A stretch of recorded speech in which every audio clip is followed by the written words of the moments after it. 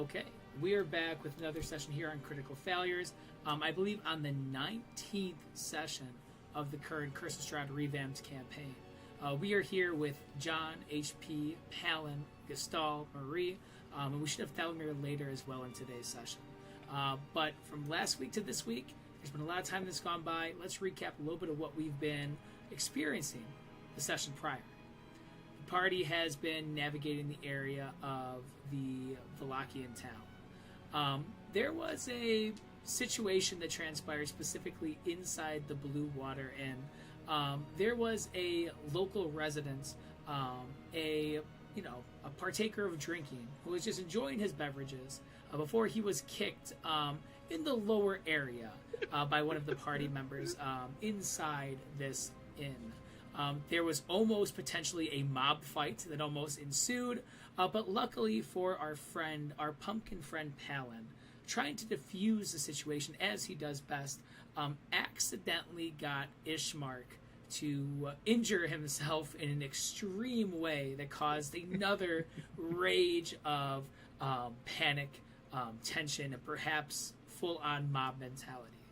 After some persuasive talks and some conversations and ideas bounced around, the mob was willing, after being frightened by this horrific demonic-like image of this flying individual in the party, to allow him to be tied up and put into the shed for the night, with the idea that he might potentially be arrested in the morning or potentially be kicked out of the town. The party kind of found their footing and got some rest. For Gestalt specifically, he made his way upstairs pretty early into this, but for one of us, Thalmir, made his way over to the shed. Was able to talk with Jason for a bit, untie him, but take away his weapon of choice. As most of the party is getting some sleep, we introduced Marie and what she's been up to during this time in the village of Barovia. She has been working on a clinic to help some of the injured, sick, and weak of the village, helping them heal from common wounds to flus and sicknesses, making her mark on this village along with the new mayor of it as well. In doing so, she had a very traumatic nightmare that transpired one of the nights where she was woken in a sweat and realized that her companion, her friend, Gestalt, perhaps might be in some trouble. Despite a blood moon, despite the chaos and dangers that lie ahead in the night hours of one of the dangerous nights of the month, Marie set out on that quest. Going across the open fields and through an overpass of a bridge, she'd had two ways to go. Continuing down the paved kind of cobblestone-like road up ahead, or venture off towards the right into a muddy, kind of sloppy type of terrain. She chose the muddy, sloppy kind of terrain direction. As she made her way that direction, she saw this river that kind of was visible, as well as some of these small tents that were also kind of laid out. Paying no mind to it, she passed right through down the road farther up north. During this, however, she was chased by some type of beast or creature that for a moment looked like Gestalt, before turning back into this beast-like form. Running as fast as she can, trying to evade this situation, she was able to slow down this creature for some time before deciding on where her next direction would go. Towards the windmill, towards perhaps the castle Ravenloft itself on the mountaintops, or straight ahead. She chose straight ahead. And that's where we're going to begin today's session, right off of that decision for Marie. Marie, as you've been traveling during this blood moon at this time, you see that the trees begin to kind of creak over like a canopy, and you hear the sound of crackling bones and crunching dirt from behind you off in the distance. I assume, are you running at this point, or are you walking, or what are you doing when you decided to go and venture forward? I think I jumped on my horse, sacrificing it to the beast, and booked it. Perfect.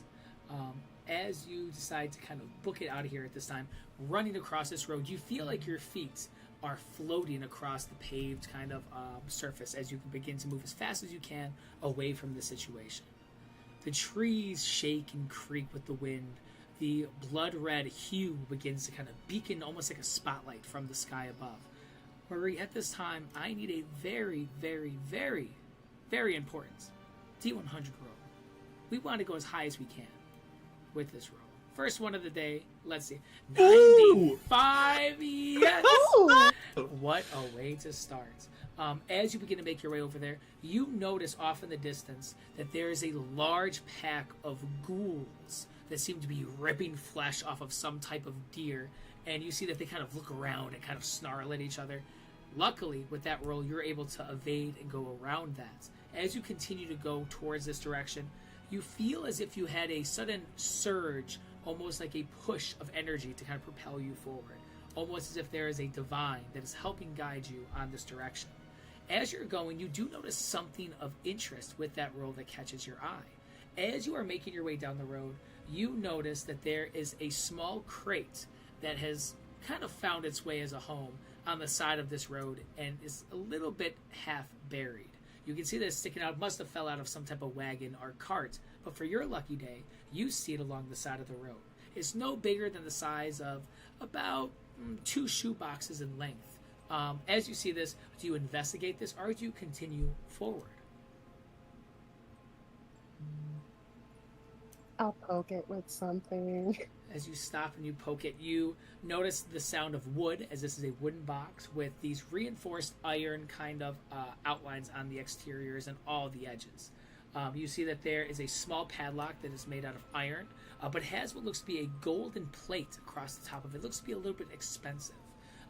As you see this there, it does seem to be locked, but the padlock is not the most protective or kind of forged in a protective way at all. It looks to be a typical padlock. So, do I think I should hit it with my axe, or should I just pick it? That's up to you. What seems more possible? Give me an insight check. See which one will potentially be the easiest to kind of crack this lock at this time. Insight 23. It looks like with a good swing, you could pop. That's a huge roll, by the way. You can easily pop the lock off with some strength, but you could practice your skills of picking if you would like to. But it seems that it would be easy to do either or.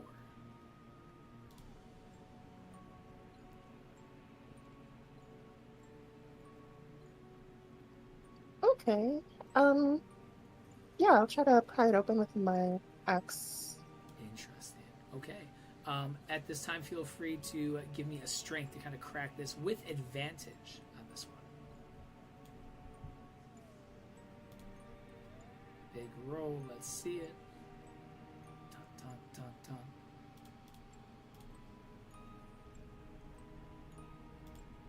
Feeling that nat 20 coming. Did it roll? There it is. Oh, great roll with a 19. Close enough. Oh yeah, as you take out your weapon and you can see the lock instantly just snaps and hits the ground with a thud. It's an unlocked chest. You open it. Yeah, sure. As you crack it open and look inside, you see several things of interest. This looks to be somebody's personal valuables or some type of trading good. It actually looks to be pretty good, especially with the 95 roll. What you see inside are several small leather-bounded boxes, as well as a folded-up sack that is made out of some type of velvet, almost like similar to almost like a burlap sack, but this finer quality. Do you look inside any of these containers at this time? No, I think I just shove it all in the bag. There's some weight to it. Yeah, as you lift it, there's some weight to each one. There's 2 folded up square boxes and that bag. Do you throw all 3 of those in and head out? Yeah. Perfect. You feel a almost 10 or so pound weight difference as you put inside your bag as you begin to book it off into that direction. I'm going to ask for one more D100 as you're trying to make your way throughout the night, hopefully not bumping into anything too dangerous along the way. Oh, that's not a bad roll. As you begin to go at this time, you notice the sound of roaring clouds up ahead. That's bright, kind of reddish hue is now a little bit muddied by these clouds. However, you hear the sound of rain begin to fall. And as this rain begins to fall, you feel it kind of splatter against your clothing, against your hair, and against the ground below. But there's something odd about this that kind of catches your eye and also your senses. It smells like a sour wine. It does not smell like rain or water. It has a pungent odor to it. And as you kind of look, you can tell that it is this bright red kind of color that is soaking into your clothing, into your hair, and it has this pungent odor. It's beginning to rain this across all of the land that you see at this time. Is there anything you say or do at this moment?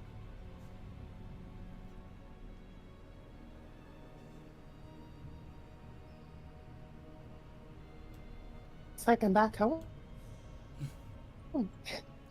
I'm already sick of this place. And I just roll my eyes and I keep running. Perfect. With the 78, you begin to run through this, and you can just smell this soured wine that begins to fill the air. In doing so, give me a stealth check at this time.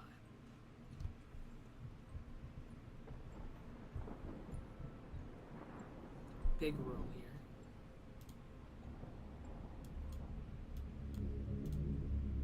I think I rolled with advantage by mistake.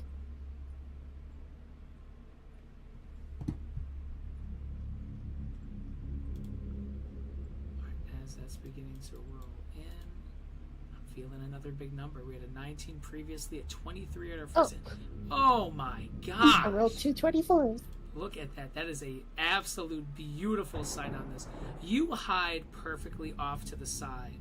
As you look, you hear a sound that kind of catches your attention, so you quickly kind of divert yourself behind one of the oak trees, and you watch a horde, and not just a dozen to 2 dozen. I'm talking 100 undead zombie-like creatures beginning to make their way across the path, right where you would have walked without that stealth check. That potentially could have been an instant death for you, Marie, as you watch as they begin to slowly gravitate across. As you wait the better part of a minute or two for this large mass to begin to dissipate back into the tree line. As you continue on your journey, you make your way towards a secluded wooden area down the path further. You see a large, open, still, black, mirror-like lake off into the distance, and you smell the smell of burnt wood that fills the air.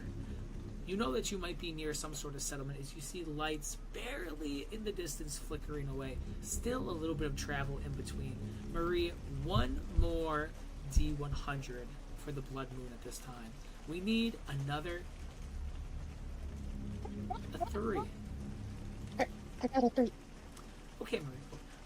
At this time, you are walking this direction, and you see the we'll call it the lights and kind of the opening of the direction of the Lockheed. It is still about a 5-minute kind of walk, or a little bit short of a run, as you still have to make your way straight and around a bend to get there.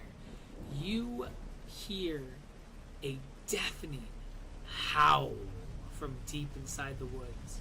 And as you turn your head to the left, you see a bulking, wolf-like creature that has its mouth open, a snout that begins to reach out towards you, blackened eyes, and what looks to be a forearm hanging from its mouth with blood still dripping. As it looks at you, you can see the eyes are fixated on you at this moment. Marie, what do you do at this time? I'm gonna do a run dash, step of the wind dash, so that I can jump over any obstacle and disengage from anything. And just run. That's all I can do. I run. Poof! With a bolt, you begin to make your way in that direction at this time. Trying to, you said Misty Step and dash? Step of the wind. Or Step of the Wind? Yes, Step of the Wind, the monk thing. Oh, yes. You begin to kind of rush your way through here at this time. Step of the wind. And try to avoid this creature chasing behind you. As you run full speed, you see the creature just kind of stands there for a moment, watching you begin to kind of rush through this area, and then bolts after. And as you see this creature trying to chase after you at this time, you get the sense that there's some sort of tingle that kind of radiates across your arm, almost as if you feel the presence of something else nearby. As you turn your head, bolting from your left tree line is another one of these creatures, jumping out, claws extended. Give me a dexterity saving throw, Marie, or this creature might be the last thing that you see.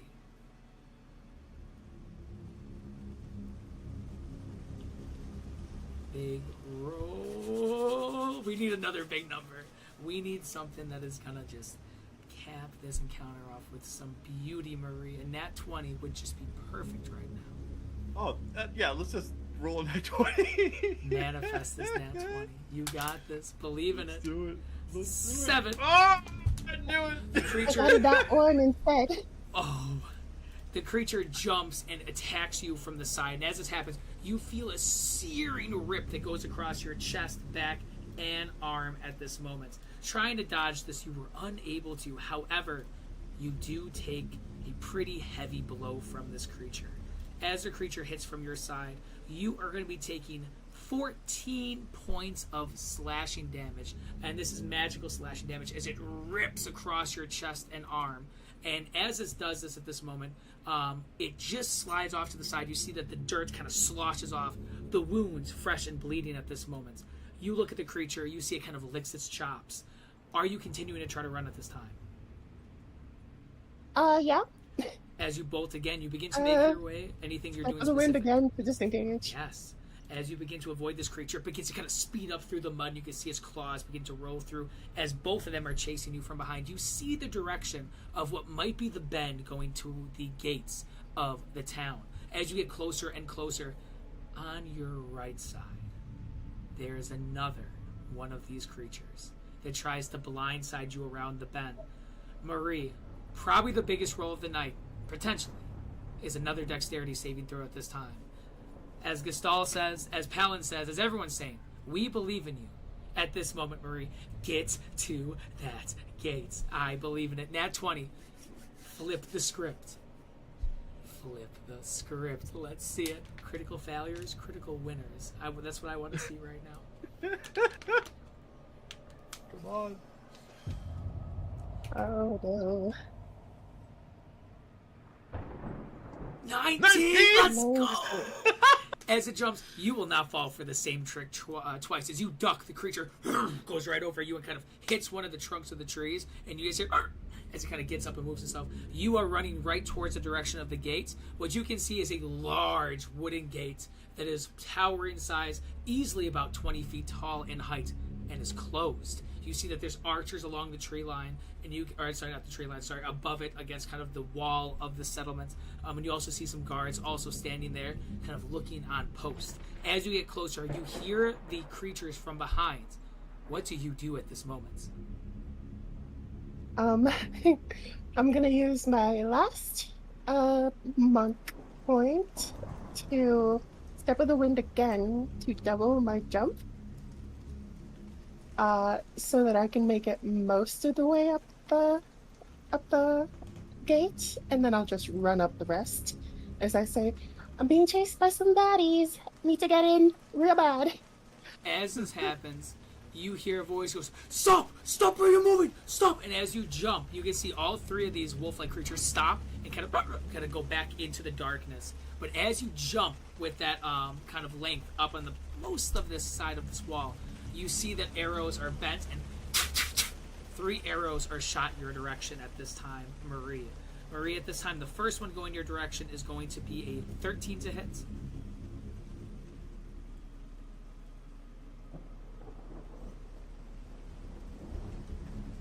Is the 13 hit Marie? Misses. Oh! No. As it goes, it just misses and hits right next to your left ear. The second one goes. That's going to be a 7, as that's just going to just go wide at this time. As the darkness begins to slowly creep back in, the mist begins to make it a little bit difficult. As you begin to kind of climb up more, this time up the ladder, or the side of the wall, the third shot is fired. This one is going to be a 16, Marie. Misses. That is going to just miss again. This one actually just clipping this a little bit of your hair that kind of flows out with the wind, missing you barely at this time. Give me an acrobatics or athletics if you're trying to just climb over the wall and go to the other side, or if you would like to do something else at this time. I have a climb speed. I can just walk up the wall. Yeah, as you begin to walk up the Yeah, wall this time. spider climb. Let's go. As you begin to I love climb spider like climb. a spider amongst the side of this wall, you can see that all the arrows are going to begin to kind of bend and go back. At this time, give me a dexterity save as these arrows are shot at you. If you succeed this, you're on the other side of the wall, Marie. I mean, are they not like hearing me out? Like They don't know I'm who a you are. friendly. And with the blood moon, they have no idea. Nat AC 25. As it's going, Marie, how's our health looking? Are we looking bloodied? Are we looking, you know, how bad's the wounds looking at this time? I'm a 24 out of 38. Okay, that's not bad. 3 shots coming your direction to see if they hit. You are trying to climb, and you are able to make it to the other side, but these shots are going your direction at this moment. A 17, a nat 20, and a 15. Okay, the next one hits. I'm 17 gonna try to misses. catch it. Yes, it does. Oh my god, that's Oh my God. huge. Wait, if you want Marie dead, just do it. Yo, she's You're like toying with her. She's making it to the other side. Blood moon's a dangerous time.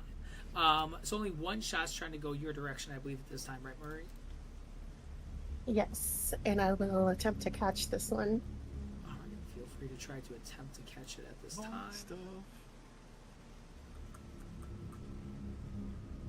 I just reduced the damage by this much. Deflect missiles, baby. As that's rolling in, the damage would have been not 12. Sorry, I lied to you. 10. So would that be half then for you? I believe. She's got to roll the deflect missiles. Yeah, roll that bad boy. It's a D. It's a I'm trying to. D10 plus your dex. So currently it's at 10. Watch, it's gonna be a nice 10 on that roll. Don't you worry about it. Yeah, she goes over that. She just flicks it Oh, back. for my computer. No, I think if she exceeds, if you reduce the damage to 0, you can expend 1 focus Um, point Whoa. and redirect. That makes so I catch it completely because that's 14 damage reduction or something like that. It goes right Yeah. next to your ear, and you grab it right mid-flight at this time, and you make your way to the other side of the wall. In doing so, you hear the shuffling of feet from them above you at this time. Is there any direction you specifically try to go? They don't have any line of sight on you at the current moment, but they know something has gotten inside of the town at this time. I think I'm just gonna look for a place up high that I can hide, since people don't usually look up. Yeah. As you look around at this time, feel free to give me a perception check to see what specifically you can find.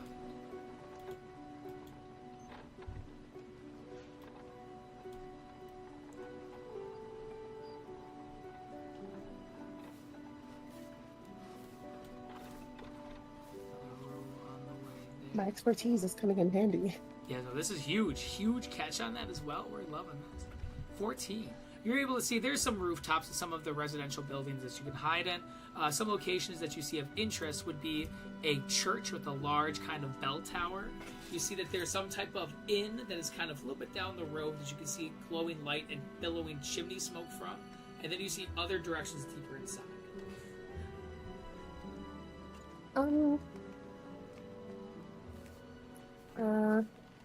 Inns are more accepting of strangers, so I'll go there. Okay. At this moment, you begin to kind of make your way towards the direction of an inn. As you begin to make your way over there at this time, you see what looks to be the wooden doorways of this establishment that are closed, but light inside is visible. You see that it's glowing from looks to be a fireplace, perhaps inside, or some other type of light source that is inside this area. At this moment, as we transition over to this map, you see to the left of you that there is a well. You also see behind you into the distance, you see what looks to be some type of large bathhouse that direction. You see the doors in front of you. What do you do at this time? I guess I'll just walk up to the door, do a light knock, and try for the handle. You wait. You kind of shake the door a little bit. Nobody answers. Hello? Hello? Looking for your safe place? Nobody answers that door. In that case, I'm gonna get on the roof, or not the roof, the walls, and look in through some windows. Looking into some windows, I'll kind of put you here so you can kind of get a little bit of visual. You can see some people sitting at the bar. You see that there's a couple individuals who are just there quietly. But in addition to that, Marie, you do see that there is a well here, a bunch of pillars and fencing. And behind this place here looks to be a little bit taller than in itself. Looks to be a large farmhouse that's in the back, as well as what looks to be a few wagons and a shed back there as well. Okay, I can hide in the shed. Feel free. As you kind of make your way over this direction, you see that there's several windows, as you can see kind of along the way, as well as 3 doorways this direction. You see that there's 2 doors here, a door to the farm, and then you see that there's a shed door over here that seems to be off by itself over there specifically. I'll try all the doors as I walk by, but, you know. Yeah. As you look at the 2 doors next to you, you shake those, you find out it's locked. Do you check this door as well in this direction? Yeah. Same thing, as you give it a shake, it seems to be locked from the inside. There is the barn house doors. There's a shed over here as well. As you're out there also, you hear the sound of people kind of moving with purpose throughout the streets deeper into town. But you don't see any guards or anything up close. You see a doorway over here that seems to be closed, and you can see there's a little bit of flickering light coming from under the shed, perhaps from a candle. Oh. I guess I'm gonna have a roommate. I'm gonna try to get in the shed. As you Hello? You shake the door a little bit, try to open it. It seems to be locked. However, Jason, at this time, give me a Constitution check at this point.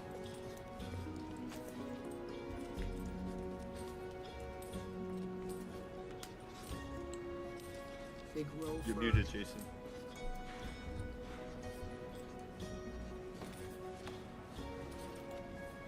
It's a natural 1 to start the day. You are in a deep Nice.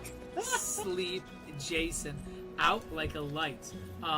And so, for Marie, you actually hear snoring from inside the shed. I'm still in my Strahd dream. Yeah. Seems to be somebody sleeping inside the shed. And Marie, you do notice that the door has a little bit of shake and shimmy and give. But you can see that there is a very thin chain that kind of goes, and it doesn't look to be locked with like a padlock, but it seems to be wrapped around a post on the outside, like a little makeshift lock to not let this door open. Huh. Yeah, I'll just undo that and go in then. You begin to kind of move it and pop it out the bottom, and then untwist it from this kind of post that sticks out. The chain kind of hits the ground with a little bit of a thud and dirt. The voices get a little bit closer at this time as you open up this door, and it kind of slides against kind of the dirt that kind of collects at the bottom. Entering inside, what you can see is a semi-clean shed. You can get a certain smell and odor that for you reminds you of times of the past. A pungent kind of odor of almost like a disgust that lingers. And you look in the back and you can see curled up kind of by the corner in a deep slumber looks to be Jason, a face that you have not seen in a while, who is kind of there off into the corner. You can see he looks tired, exhausted, and you can just hear a snore that begins to kind of snort out at this time from him in a deep sleep at this moment. You notice that right by the door, left by Thalamir, seems to be a small little candle of wax. It's about halfway done on the candle and melting, and the flame just flickers a reddish hue at this point. My, how the hero has fallen.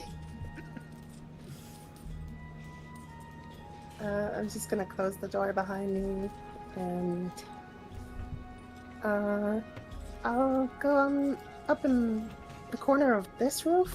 Like I'll hang off the ceiling like a bat. Oh my goodness, I love it. As you are watching Jason at this time, we're gonna quickly transition over to the party. For you guys who are in slumber, are any of you up to anything in the evening hours, or do you all wait until the long rest into the morning at this time? I'm still working on my armor, just until it gets late enough. Plus, with everything that happened at the end of last session, I'm not exactly itching to go to bed. It's looking like I'm a week concerned.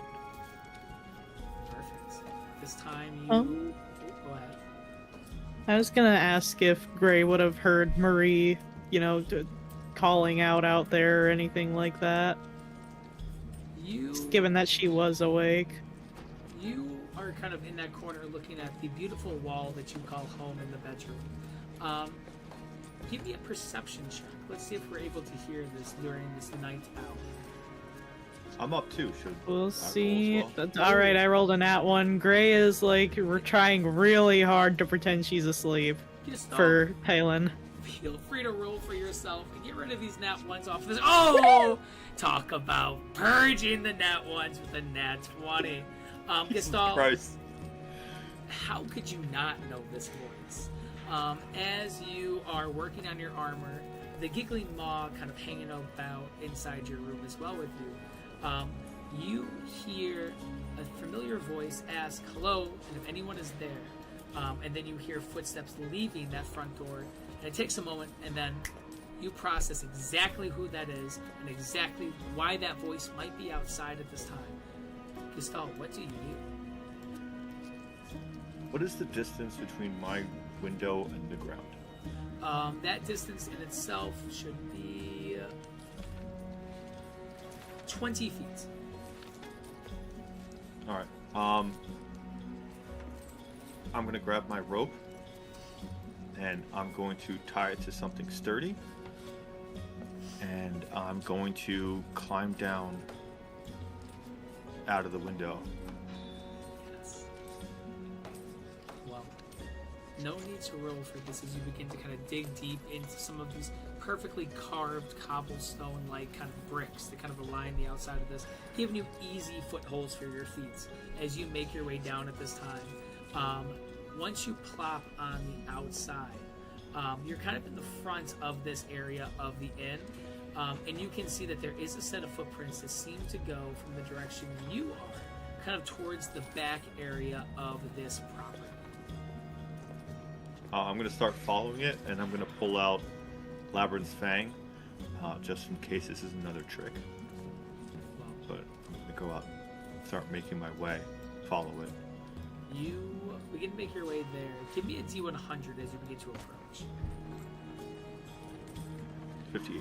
You see in the distance, probably considered a block, I guess we'll say, over from this location, you see a kind of small group of 7 to 8 guards at full kind of stance, walking around, kind of looking like they're searching for something or someone. You also notice off in the distance that all the doors on the exterior are closed. Most of the windows are covered.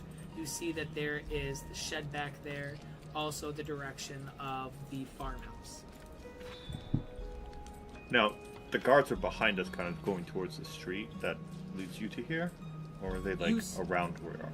They seem to be heading towards the direction of the main gate. So, not down right where you're at, but you see them off in the distance, kind of around the section of the town.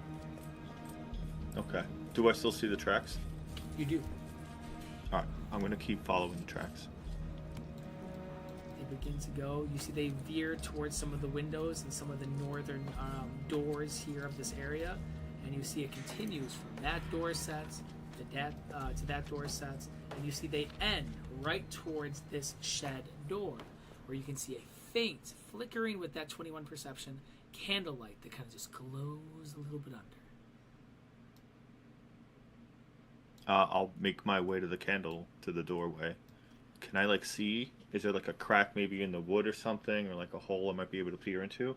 You can see that the door is partially open because it has not been closed or fully locked. And you can see that there is a small candle on a tiny tin platter right next to the door entrance that's about halfway melted and glowing a reddish hue. You see that flickering light. You can see what looks to be a shadow that is visible.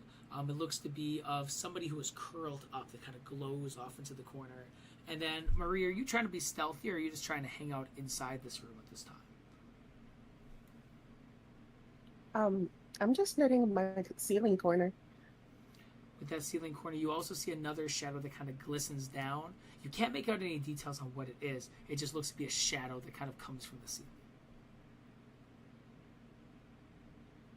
All right. I know this area well because I've been in here a bunch of times. Mm-hmm. So I can kind of guess where the shadows are, where the people would be that would kind of be making these shadows. Would I? You would know the direction of the shadows, yes, most likely. All right. All right, so I'll kind of take a deep breath for a second, and I'll pull open the door and I'll step in As with you, like ready to swing, as you take just that, in case. Do you enter and look in any specific direction, left or right first? I would look forward first to kind of see the one that would be whichever one I could identify immediately. Whatever would be like that humbled mass of stuff in the corner, which I imagine would probably be the easiest for me to see. So I'll probably look towards that direction first. Well, as you slowly creak the door open after this breath, you look over to the right, and looking at that flickering kind of shadow, you see the curled up, snoring, sleeping body of Jason. You see that he is kind of tucked away into that corner, getting some rest at this moment. And then you hear this kind of ticking sound, kind of from the ceiling from behind you. And as you quickly turn your head that direction, weapon ready, what you see in the flickering lights is not the face of a horrid vampiric monster or a beast that is lurking and searching. I mean, You look great up there, you know. As you look over, you see Marie is there. Marie, describe what you're doing, what you look like at this time. The only thing that might be a little bit grotesque are these visible wounds and an arrow that looks to have kind of sliced the side of one of her arms as well. Some things that you see. well, you see Marie in a new outfit. She's in all black except for like a doctor's coat. She's got her hair up in a bun, a massive bun, and she's got her yarn and her knitting needles out. 'Cause why not?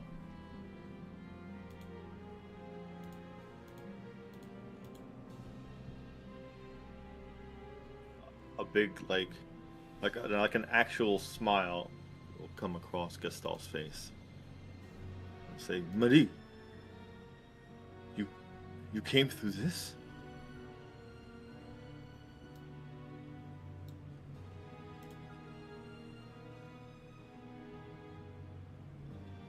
You all right? I mean,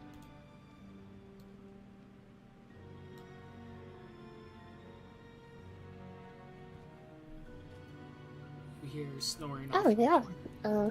Wasn't too big a deal. It's just a lot of money, I guess. You shouldn't have risked it, but I am glad to see that you did. I'm glad to see that you're all right. Come down from there. Yeah, everything's fine. Okay. Before. She just hops down. Gustave will have like Labyrinth's fang in one hand and the other he'll go along and give her a hug.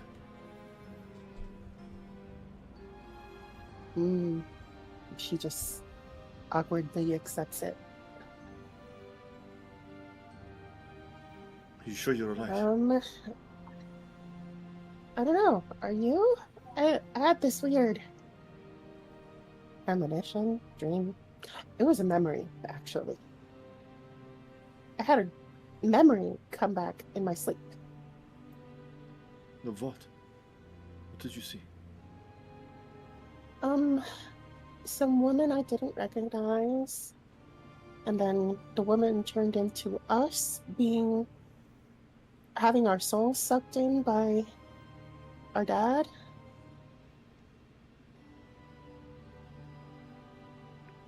Castell's gonna like visibly get a little nervous.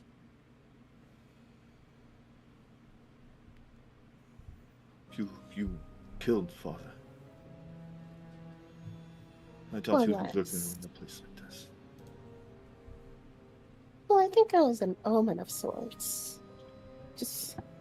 I think it was a memory of this woman that I don't remember. And then the part where we are getting our souls sucked out is like a omen of what's to come? Maybe?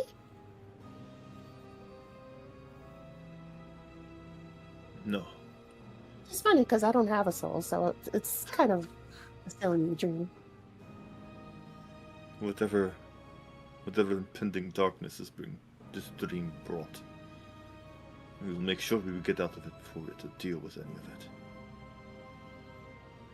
Well, yeah, that's why I came, because I figured it's a darkness. We're better off fighting together, at least.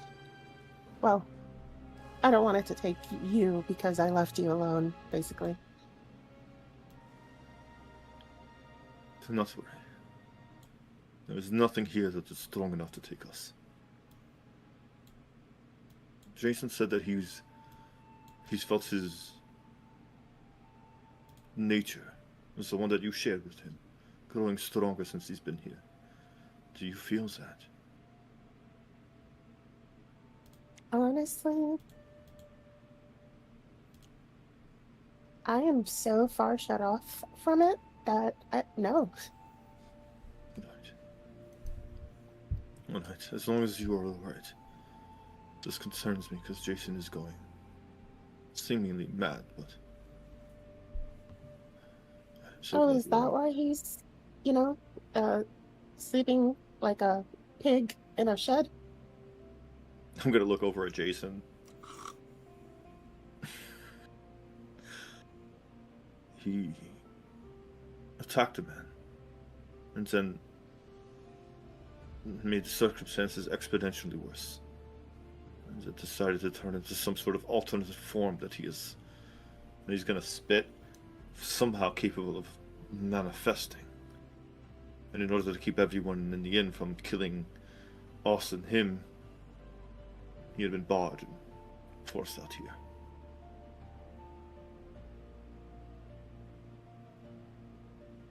Wow.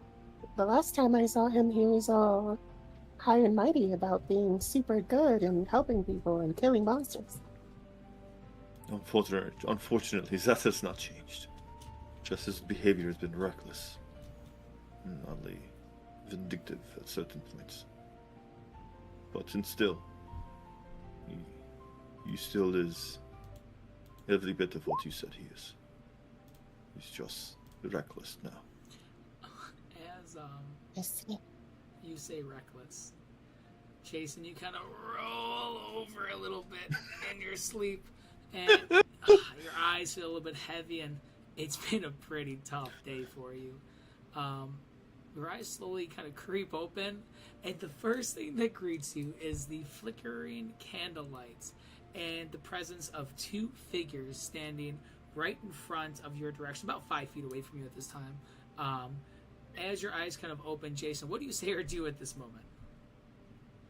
He's probably waking a little bit startled because of his dream with Strahd and seeing his mom. Mm-hmm. So he's just helping from bed, being like, "Whoa, what are you guys doing here?" Wait, Marie? Oh, you're back. Nice. Wait, are you Marie? Is she a demon? No, I just decided to take a midnight stroll to the lobby. So you are a demon. Watch it. Who knows? Even the Uh, blood moon cannot stop me. Wait, so she is Marine, okay. God, if you are that protective. Nice to see you again. Mm, no, I'm not gonna lie. Yes, seeing you again.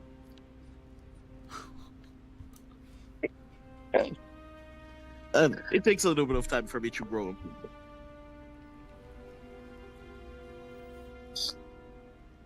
But I'm gonna just sit back here and let you guys have your heart to heart. Don't mind me, I'll just be sleeping. The Uh,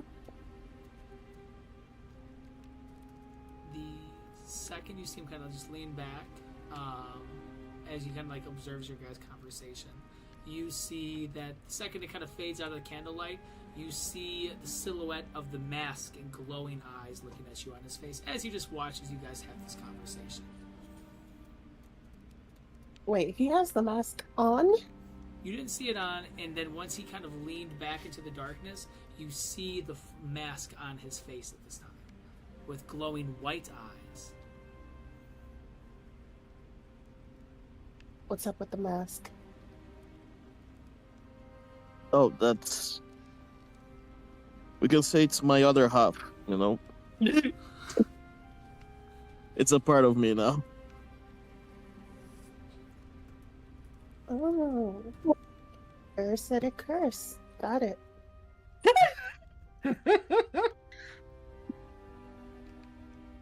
For what it is worth, What? his mask has not done anything Jason would not have done.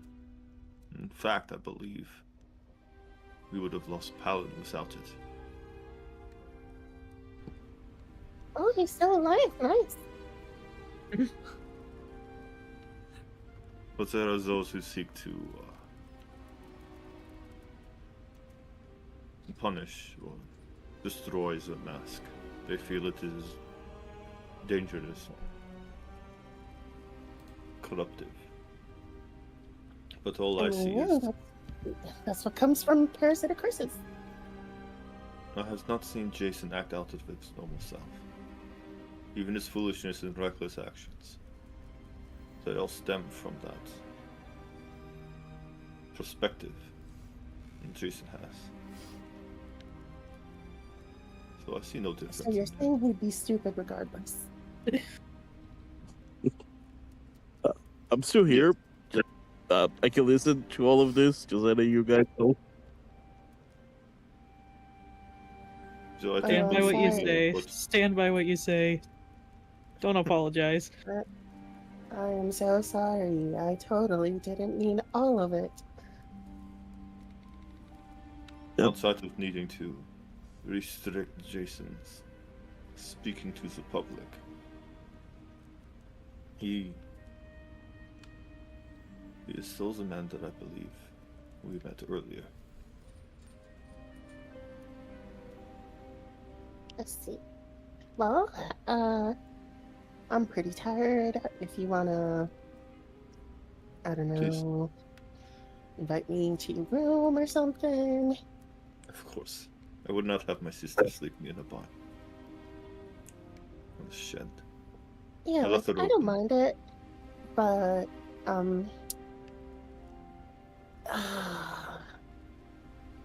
the company isn't great.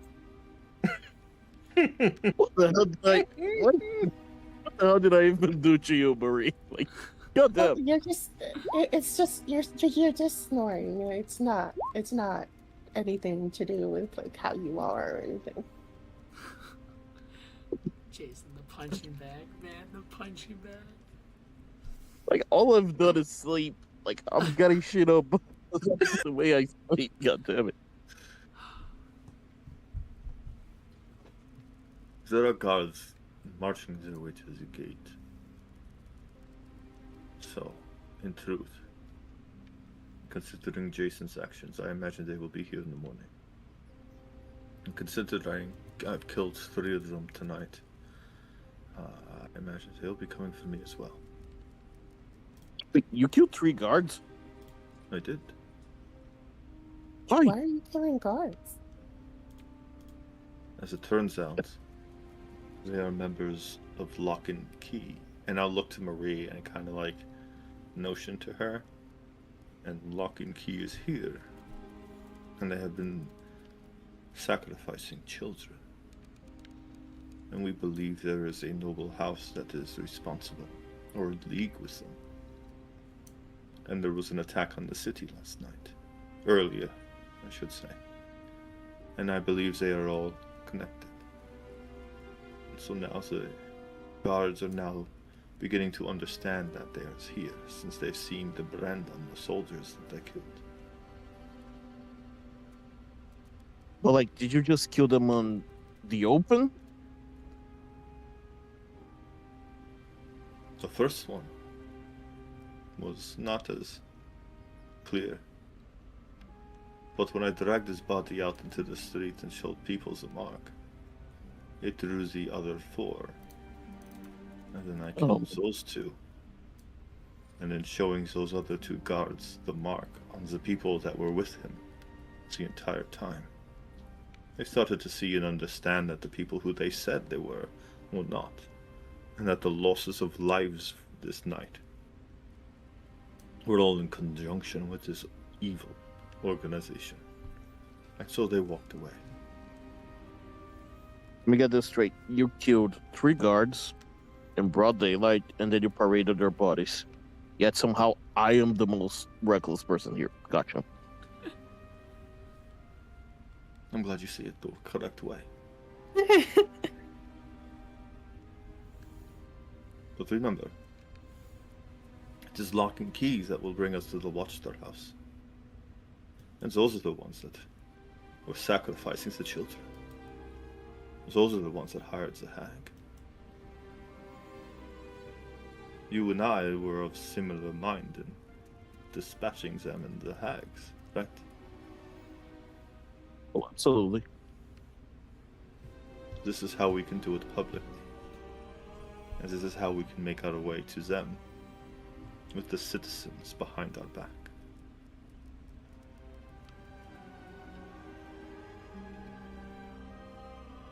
Yeah.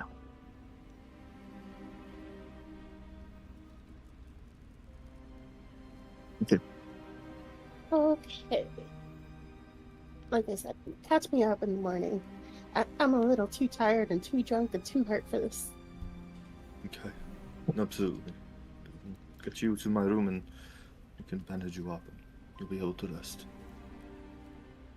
I'll start leading her way back. Good night to you both. Also, if you could put the chain back on your way out, I think this would give me some brownie points if they see I didn't try to escape. As I had a dream about Strahd and my mom, and I am not certain that he won't try to possess me. Okay. Huh? Well, I wish you good luck. Thank you. Put the chain on, and then I'll lead her to where my rope was. So smart with that rope. All the doors in the exterior are locked, but luckily that rope is perfect as you guys are able to climb your guys' way up into that room. Marie, do you go there with him at this time? Yes. Alright, I will move you guys over to here. Climbing inside, what you can see, Marie, just kind of set the scene for you, is a room with 2 beds. Both of them have foot lockers at the end that can be used to store stuff if you guys have any inventory or supplies. 2 dressers that are open with kind of these cabinet-like doors that you can put clothing in, etc. The beds are okay. They have sheets. They have regular blankets made out of wool, but also wolf pelts that have been made into also a blanket as well that are on there. You also see that there's a door to this room as well that is closed and made out of wood. You guys are, for the first moment in a while, face to face with each other after time away from being party members with each other.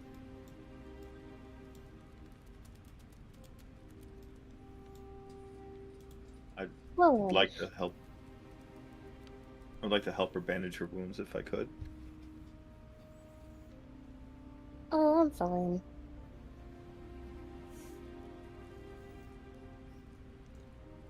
Um,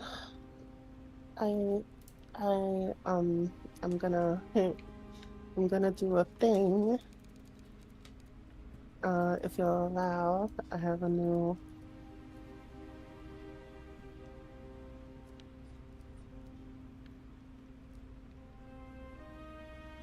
feature. I can, regain focus points and heal myself. For sure. That is impressive. So just- I just, yeah, I close my eyes and you can physically see something coming out of me, almost ghost-like in visual representation, I guess.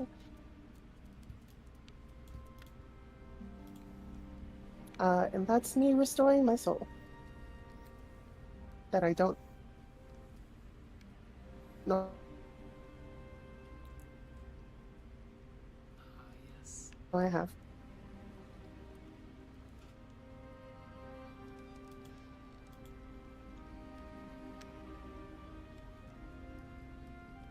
How It's much just gonna- does it feel? It's just gonna look at her and go, "Oh my God, she's alive! Oh, she's alive, isn't she? Oh, it's good to see you at least. Can't believe you survived that." Ugh, you're still around. Yeah, and I've been here while you weren't. Guess who he's gonna like more? That doesn't change the fact that you and where you come from are irrelevant. Yeah, that's right. Irrelevant. Me.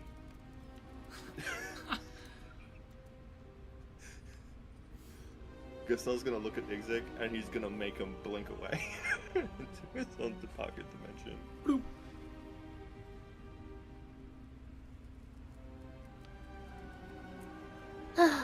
Good night. I just jump up on the ceiling. You sure you wouldn't like a blanket? Some comfort. Oh, I got one. I pull out a gossamer, very beautiful, very intricate knit blanket from my bag. Yes, yes, yes. Gustav And I wrap myself up like a vampire.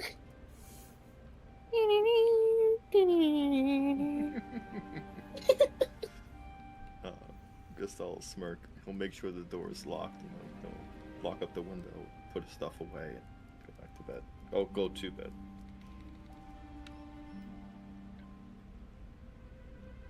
Well, for Marie, for Gestal, for Gray, for Palin, for Jason, for all of you guys, anything else you guys do before we have our long rest and wake up in the morning post Blood Moon? Nope. Well, feel free to give yourselves a long rest at this time, as the only change outside is the reddish hue is no more, but instead there is kind of this gloomy mist that kind of just stagnates and just hangs above the ground at this time. The sky has a orangish hue as the kind of makeshift sun that Barovia has peeks out of the clouds as that reddish color is gone.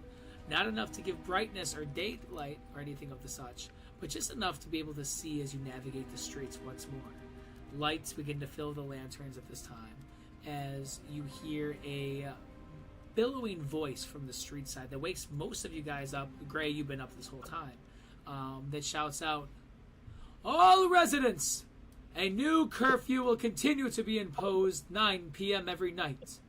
Gates shall remain closed for the next 7 days. Heed this warning. Arrest will be issued." that voice echoes with this kind of arcane, kind of thunderous sound as it wakes up most residents inside this area of Velaki. For all of you guys, as you guys wake up, what do you guys do at this time? So, like, just before we went back to sleep to have the long rest, Ooh. Jason would speak to Vaughn, the mask. Let's go to that then, yeah. Before that happens in the morning, we go back to the shed. There's a little bit of action left inside this bad boy. Jason, seeing the two faces leave, the door close, the jangle of the chain as it begins to lock the door again. What do you do with the mask at this time? Well, this is all inside my head, so no one can hear this, but Jason would be like, so, Vaughn, can you see my dreams? When I sleep? You wait a moment and you hear almost like the coming of mist as a voice begins to slowly turn into the frequency of your mind. It goes, but of course, there are dreams. You see what I see what you see. Great. So, what happened with Strahd and my mom? Was that just a dream? Was that a nightmare, or was it a vision?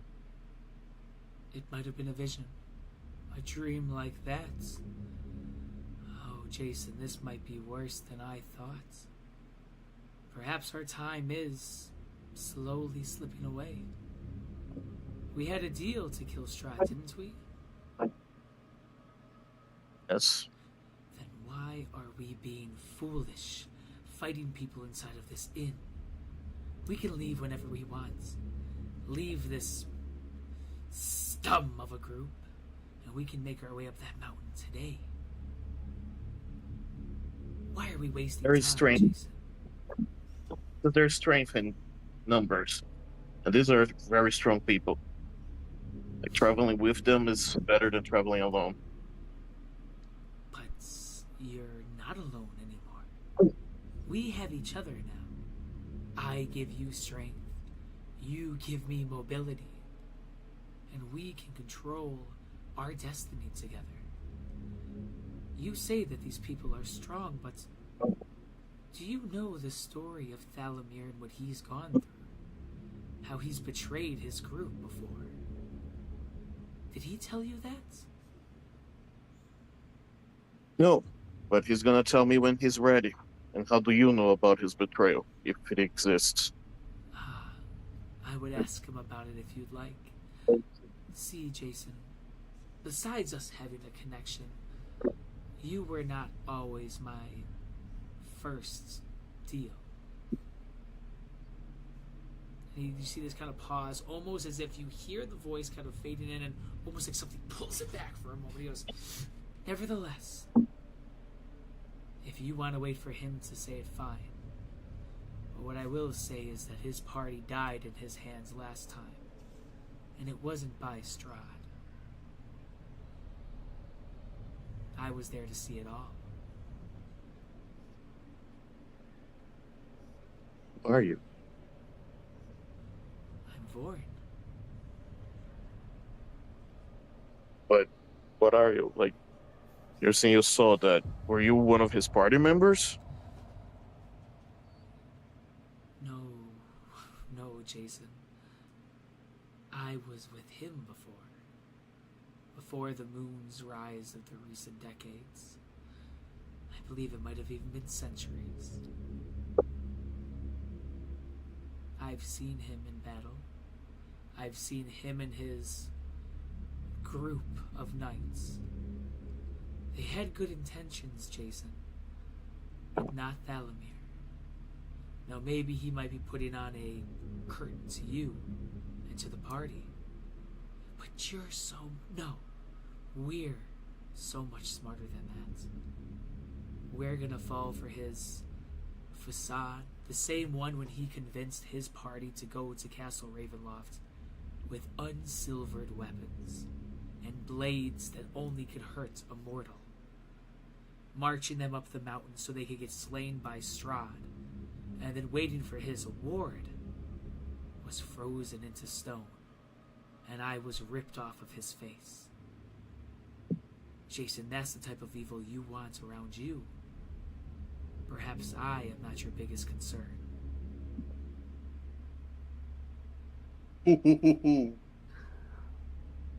Yeah, he's just gonna be silent for a little bit and gonna go to bed eventually. You rest for a moment, and there's this kind of pause as the voice enters one last time before it kind of fades down and goes, I'm sorry, Jason, if that wasn't the bedtime story that you wanted. But it's a real story.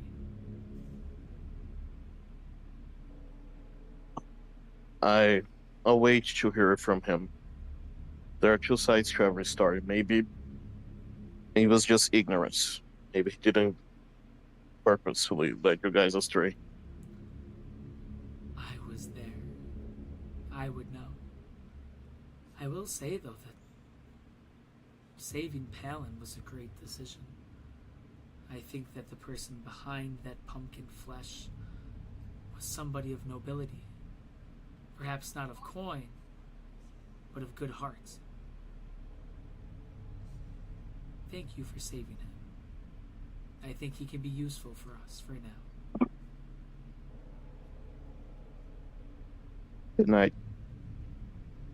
Slowly fades back into darkness of sleep as all of you get a long rest at this time. That same message about a curfew that blares and potential arrests begins to billow out for the whole party waking up after this long rest. What do you do at this time in the early morning hours of the Gothic area, fog-filled Barovia?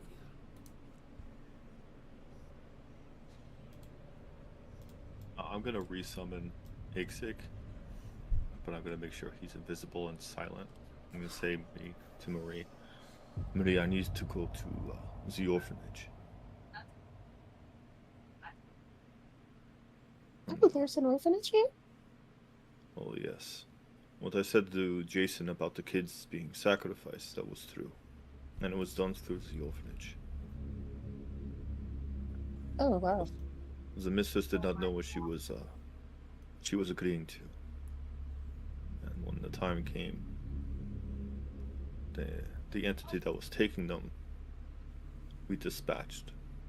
But there are hags that were the ones controlling it, and the ones gaining the sacrifice. But through her is where the knocking key is the beginning of. So I need to ensure that she makes do with upholding that if questioned.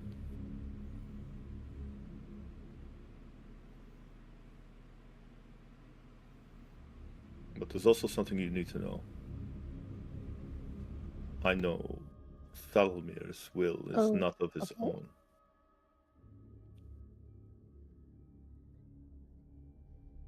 Thalmir has made some pact with some entity. I do not know what it is, but he has... What do you mean? He has powers similar like mine. Meaning he must be a warlock. But to who he shares them bound to, I do not know. And I would be very wary of Grey. We are here, and it seems like most of us want to leave, and some of us are hell-bent on killing this Strahd person, but whoever this Strahd is has done nothing to us. It seems like any normal noble that has ruled over a land long enough that people despise him and blame him for everything. And maybe he is attacking them, but what difference does it make to us? But at least everyone is either trying to leave here or trying to end him, but Grey is seemingly trying to multiply. And I know very few entities that ever get bored of that thing. I'm not too worried about it, Gray.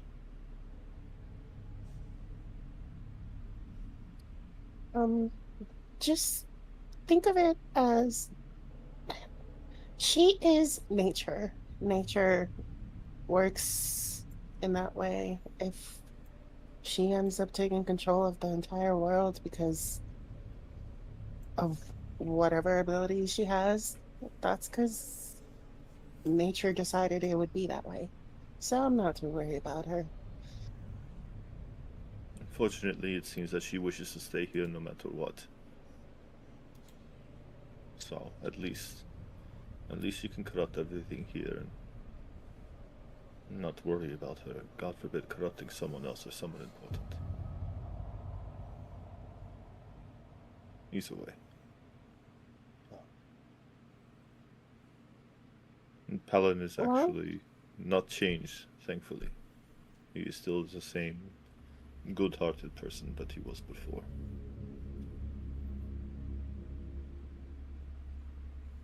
oh, that's good. I guess. Is he still? Never mind. I know they will all be happy to see you again.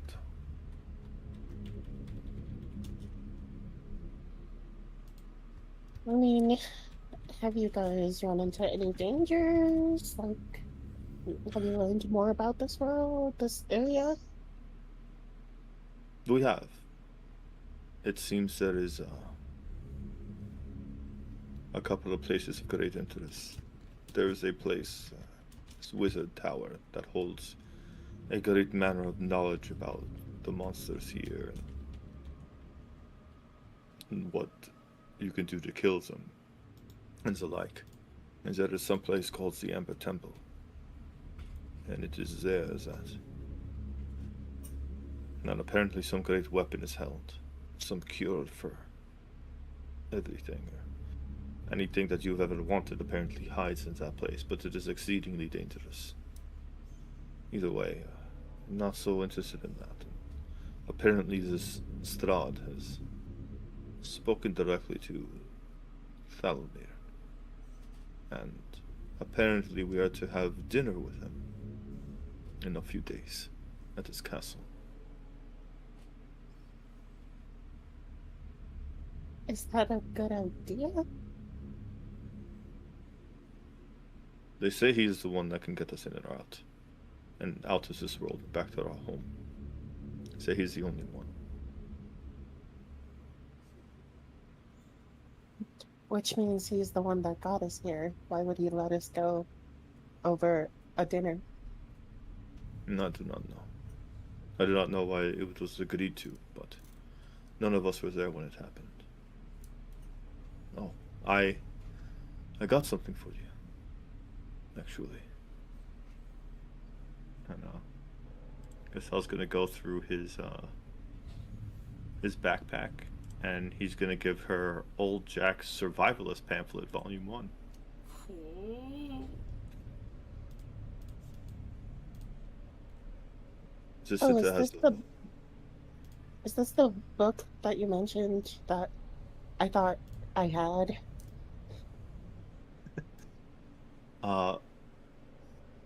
I do not know. But this is it has some the recipes for some chemicals, some potions and things. I know that is something that you enjoy. So I held on to it for you.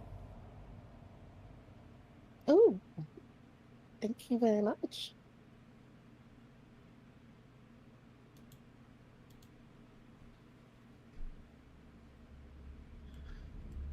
When you're ready, I think everyone would be excited to see you. But if you come down from these stairs, it might do more harm than good.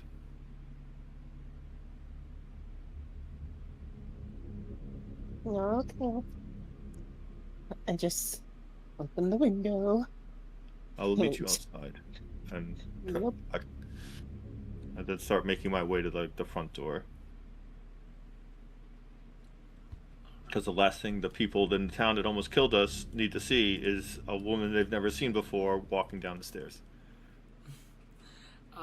You try to make your way out there at this time. Marie, give me a stealth check to make sure nobody sees you climbing down this siding of this inn at this moment.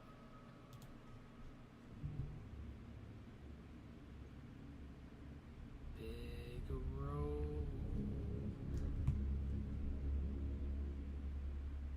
That roll coming in on the way as for Agistal, you begin to descend. Are you going towards the main door? Or are you going The towards rolls are so slow. any of your companions at all at this moment? Oh, good roll. No, I'm gonna go down to the door and open up and see her. Oh, 20. 22 Yeah. is great. Expertise really is coming in clutch, you know? Extremely clutch. Gestal, you begin to make your way over by these doors. Marie, you make your way under there at this time as well. I'll walk out and open them. Actually, you know what? I shouldn't open them. I shouldn't know that she's there. I'll walk in.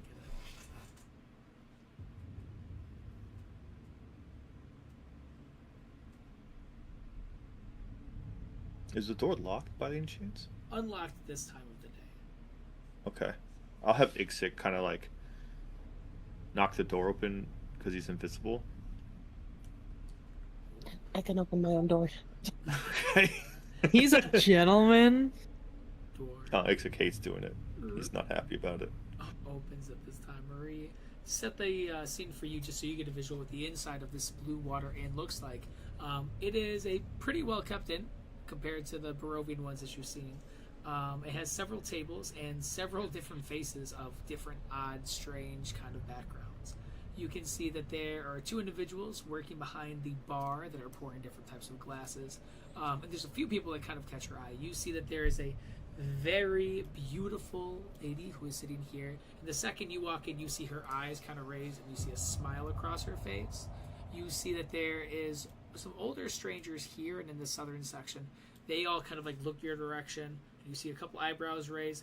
These more of kind of like confusion on who you are, and then they kind of whisper some things to each other. This group seems to be unfazed, kind of talking about something in back, and they're pointing at different things on parchment paper.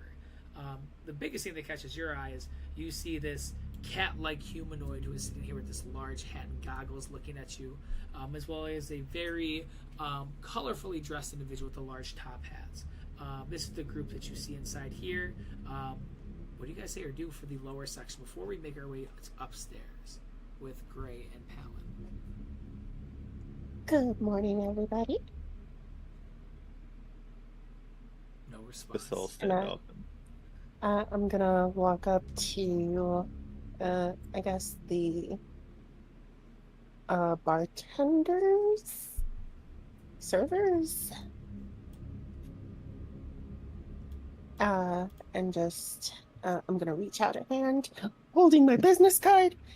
I'm a, So many business cards being handed out.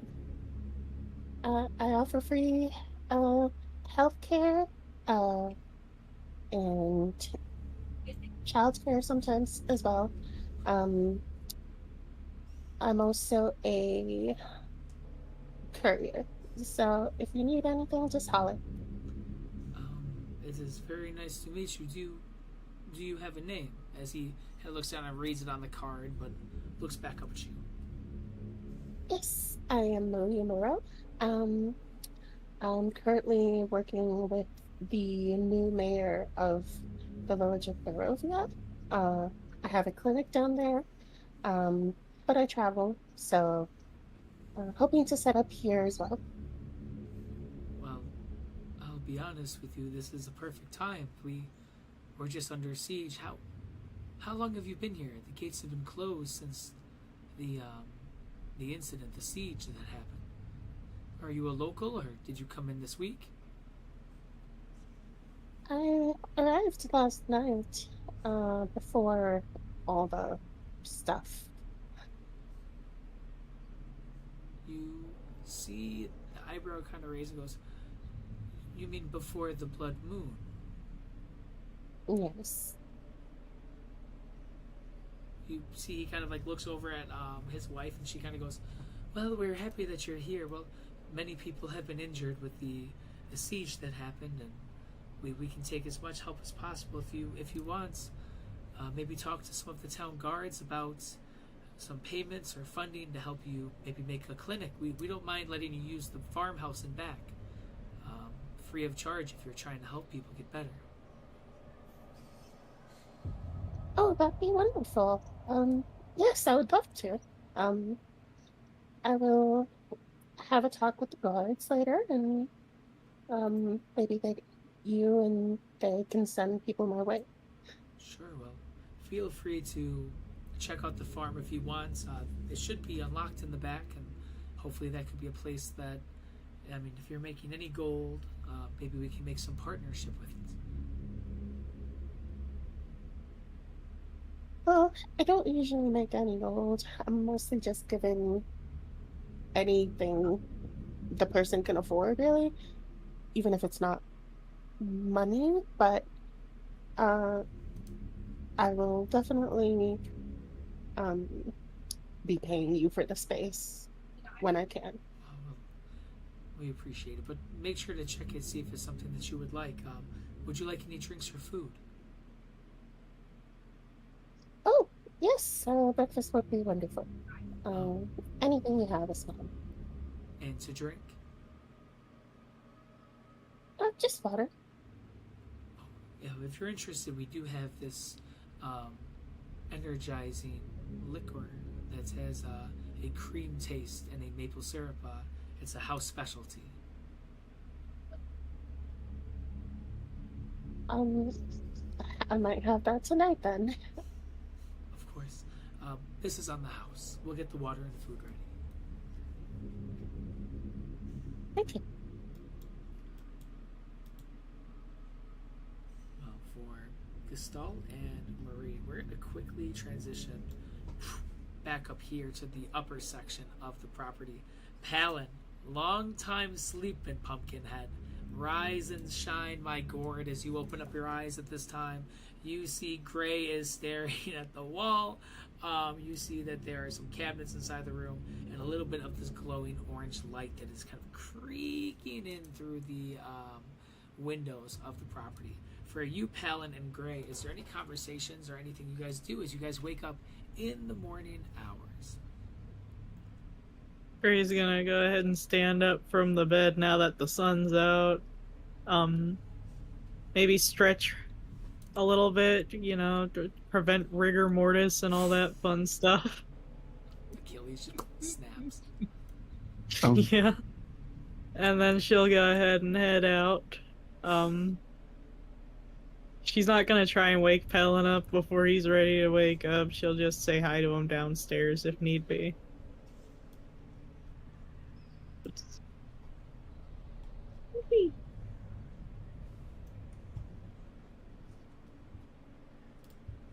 Yeah, I think once morning comes for me, just getting up and heading downstairs as well. For perfect. As you begin to make your way down, you see Palin and for Gray as well, a area full of people, and you can see that Gray, as you walk down, nobody seems to really bother too much. You do see Gestalt, and you do look, and you can see, yes, Marie looks to be in the middle of this as well. But the second Palin walks down, you can see all the eyes just kind of look, and you feel the conversation just kind of stop, as there's just an awkward kind of glance and stare from a lot of the patrons who were there within the last 24 hours. And even the music stops. Right, record scratch. Gray's just gonna uh, sit down. Yep. I see that I'll- you traveled here last night. You doing well? Yep. It was easy as pie. I'm glad you made it. It's good to see you. The one person she says that to.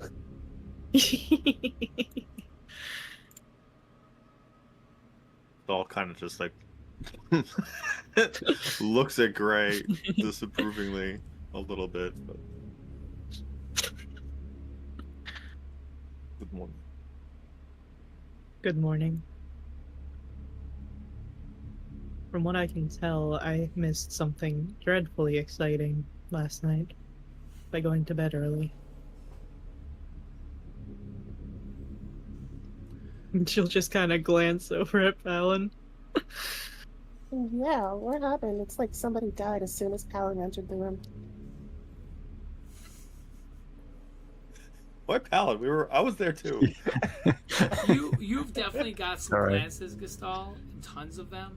But You weren't the one who took Ishmark's eye out. Palin might got a bullseye last night, so he definitely got a few more death stares at this moment. If I do a quick scan, do I see Ishmark anywhere? Give me a perception check. Pop his other eye. That's a natural one. So You maybe. look around at this time, and as like they're all staring at you on the stairs, you do one of those where you lean on the rail of the stairs to kind of glance and just see if just in case, just in case Palin, you see Ishmark. You don't. But what happens is you lean and you feel the rail kind of bend and it snaps. And in doing so, you fall right on the table of these two, and you see a thud. You see two drinks roll off the table, kind of shatter, and you landed right on the big bearded man's pancake-like meal. As he just looks and goes, "Why? Why?" That potato salad took 3 days. 3 days! Started from scratch. As you just kind of roll off the table at this time, Palin, you just hear it's dead silent, and you just hear one voice go, "Ooh," from somewhere in the crowd. Sorry about that, fella. Still haven't woken up yet. Let me get you another. What are you having? Haven't you done enough? Yes, but I'd like to do a little bit more here. What can I get you? You see this individual in the back. You can see this looks to be like an artist. As you can see, he must have been doing some type of coloring on watercolor of some type of design of a vase in front of him. He goes, "How about a couple slices of pumpkin pie, huh?" He spits your direction and He leaves. spits at me. And he continues to watercolor. No, please, not that. I'll just go see what they have real quick. I'll bring you something over. I'll head over. You see Gray, Gestal, and you also see Gray under that direction. You see Marie also, as you're by the bar at this time. Okay, yeah, I'll skip out on the bar then real quick. Oop, sidestepped her. I'm coming over here. You do one of these? You gotta go. Check, please, in 10 minutes. Yeah. Marie, you're here. It's good to see you. Oh, Palin, you're alive. Somewhat.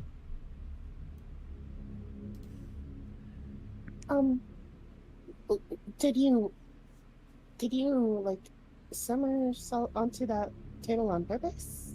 No, complete accident. Oh. No one here will believe that, but I swear. Marie, you see, looking at Palin this time as he's talking to you, there's dozens of these small little, almost like indent freckles across his face. They look to be small healed wounds from who knows what has transpired yesterday. And you also see that there is a fork that is partially stuck on the side of his pumpkin head. Just something that you notice at this time. Alan, you appear to have something on your face. Oh, do I? I'll kind of like start spinning around obnoxiously trying to find it. Your dog looking for his tail? Yeah, basically. Where'd it go? Where's it at? On the side of your head, right there. And she'll just kind of point at the fork sticking out of him. Grab that fork. Did not feel that. Did not feel that one there. It's been a long time since I've got some rest.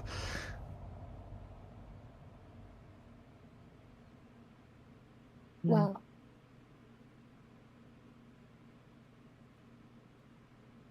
Wow, is all I can say.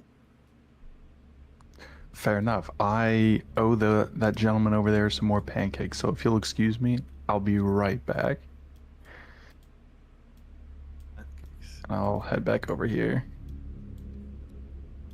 make your way over there. For Gray, Gastal, and Marie, you guys watch as Palin makes his way over there.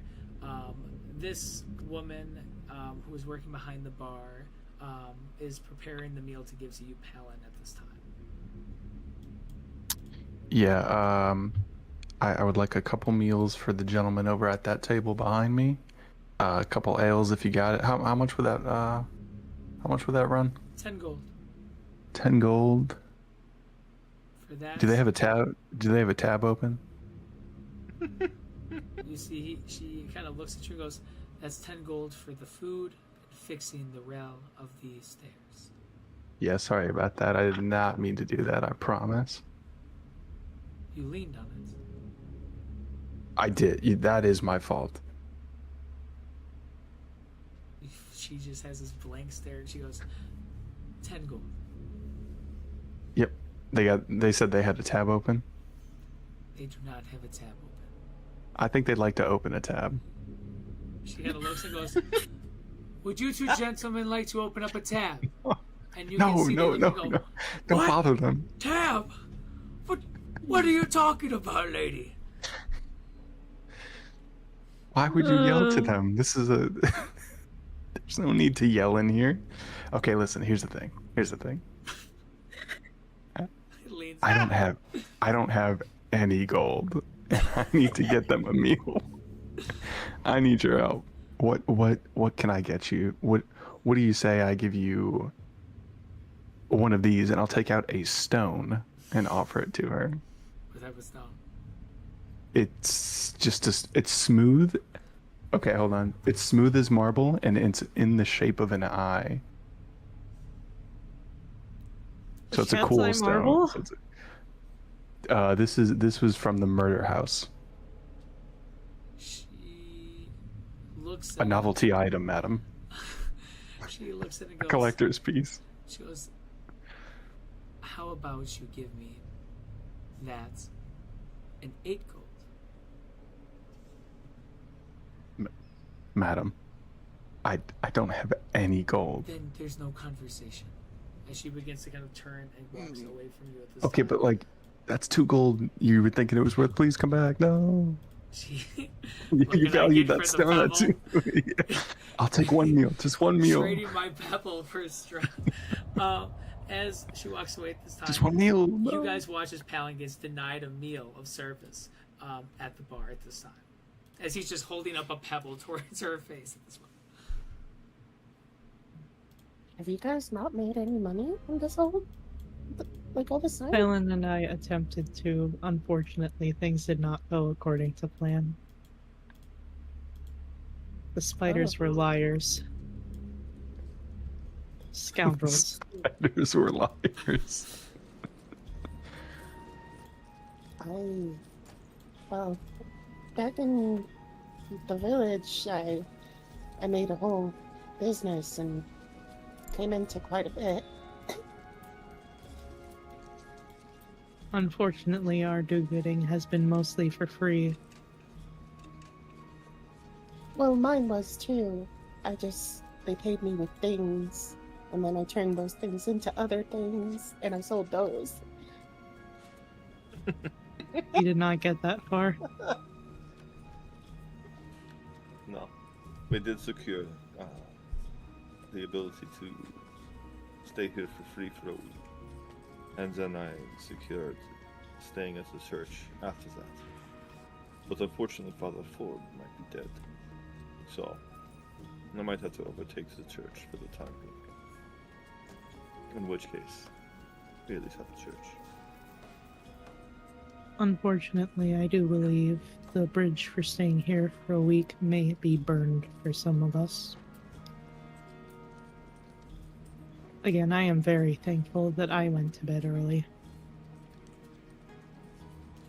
How are people looking now that we've been down here for a little bit?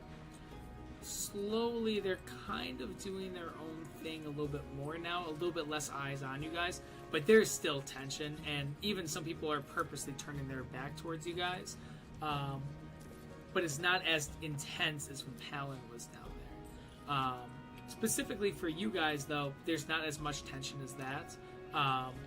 Just some glances still. I'll order some breakfast myself. You order breakfast at this time inside there for our friend in the shed. Rise and shine, our dear friend Jason. Jason, at this time, your eyes slowly open as you see a little bit of sunlight creaking in. The candle has melted all the way down to the bare bone base of it. What you do is you wake up at this time. Oh, I'll wait for Talomir to open the shed and let me You wait a few as he minutes, pro- an hour, 2 hours. In the early morning hours, Galamir has not shown up to open this door for you.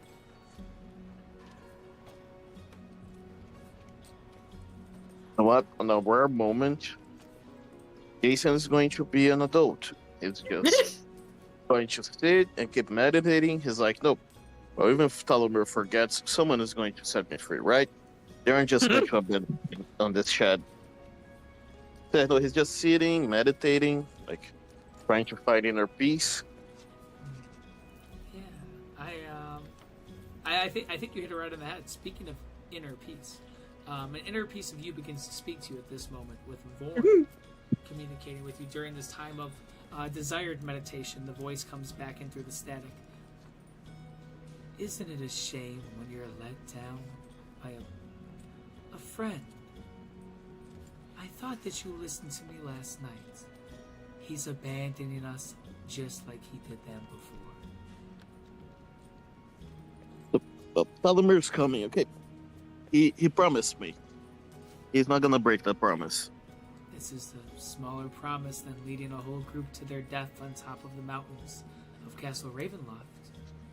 This just is a small pawn in his chess piece. I'm not gonna pretend that Talomir sees me as his friend, but I don't think he's going to betray me. I hope that your foolishness doesn't get us killed. I'll have to be in control.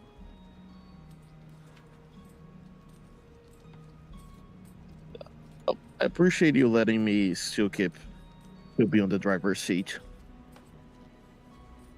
For now. You know, sometimes we're this close to becoming friends, and then you say stuff like that. You hear a sinister laugh that slowly fades into darkness. As of right now, you're chilling inside that shed. Is there a way for me to leave this shed without breaking the door? Like, is there a window or something? Give me a perception check. Big number here. We need something good.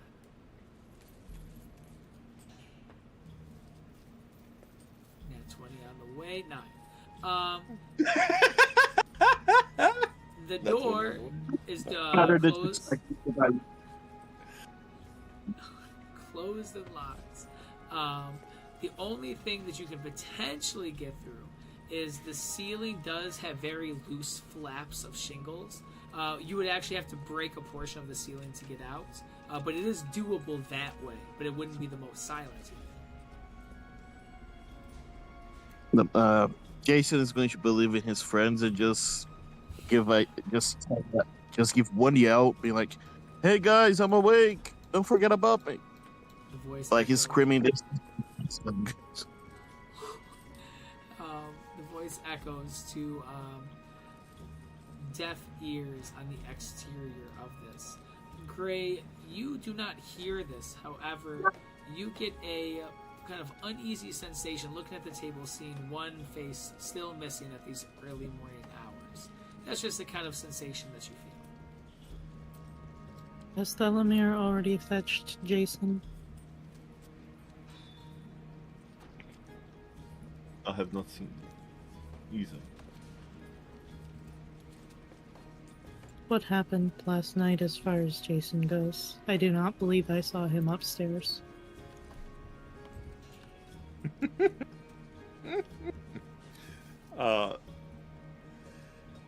Gestal will go in depth and explain what happened last night.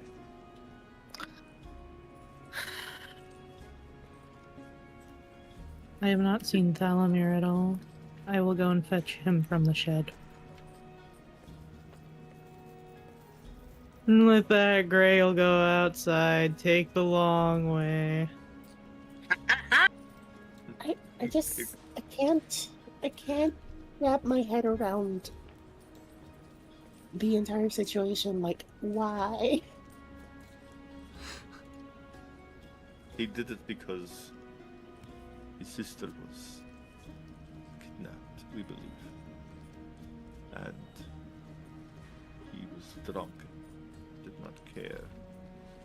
That angered Jason. Ishmark is a terrible brother. He's not deserving of someone. Especially considering since his father had passed, that is the only family he has left.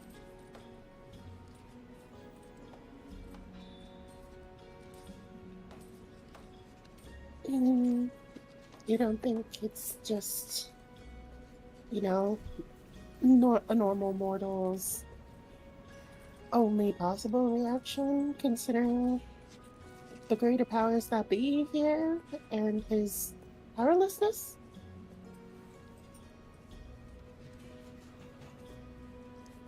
Again, his heart was in the right place. But I do believe Jason needs some sort of disciplinary action. Something to keep him from speaking to certain people without at least running his idea first through one of us.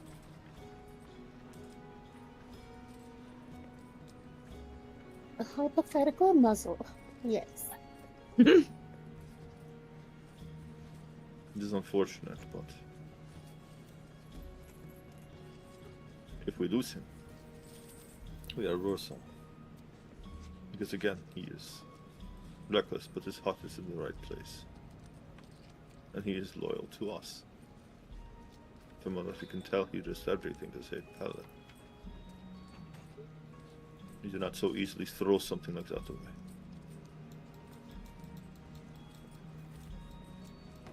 He also claims that this lord has his mother captive.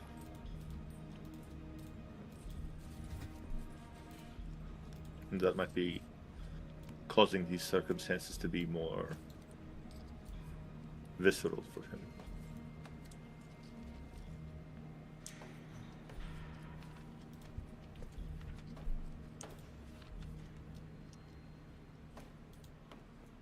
But he may yet learn how to hold his tongue and not say such, or do such condemning things.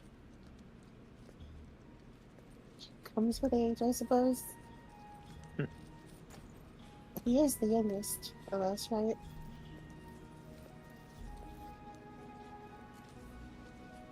I do not know.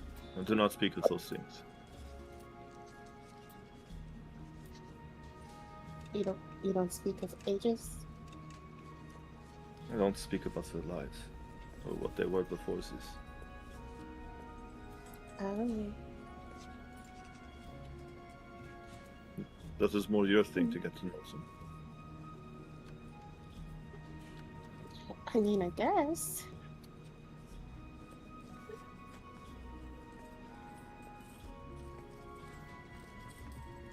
You really haven't been curious? In my curiosities,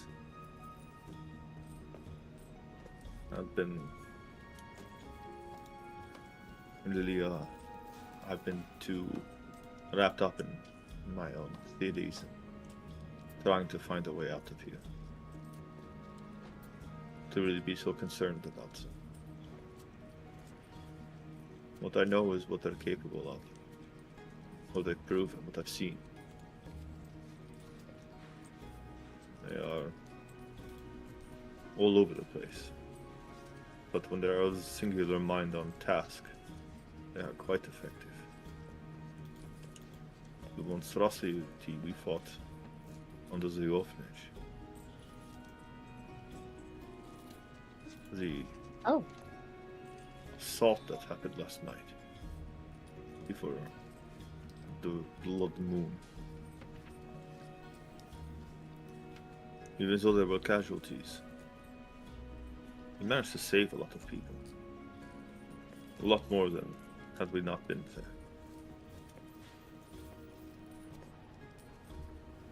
We worked together effectively to do so. Okay. So, at least they're not knockoff adventures. No, they can put their face to the grinder.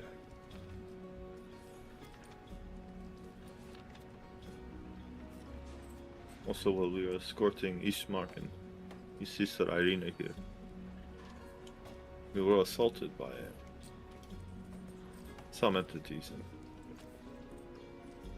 And even then, Jason took it upon himself to take one savage beating. But he did it so others did not have to.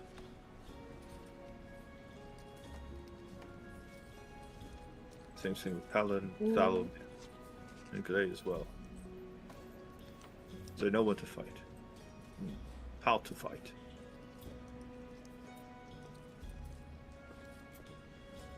Okay. I mean, it's better than they can say about me, I guess, since I'm not really an adventurer. You are stronger than all of them. You have no Oh, need to that's sad. compare yourself to them.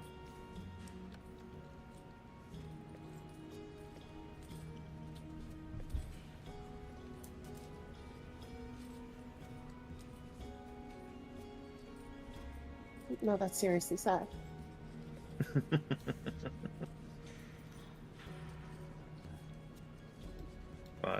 I would disagree. But nonetheless, they have proven themselves more than what the guards have done and what I have seen. But let me ask you, now that you are here, and you see that I'm alright, what is it you wish to do? Well, I'm not entirely sure.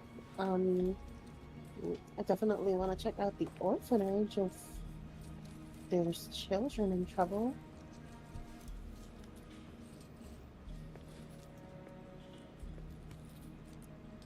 And so once we are done here, maybe we can make our way. I don't really know about anything else going on, but that seems very important to me. I know it would be. It was very important to the Father Ford of the church. So, Why do you mention him?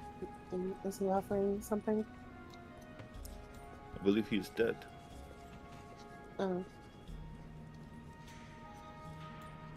So in either case, I do not know if his body was found.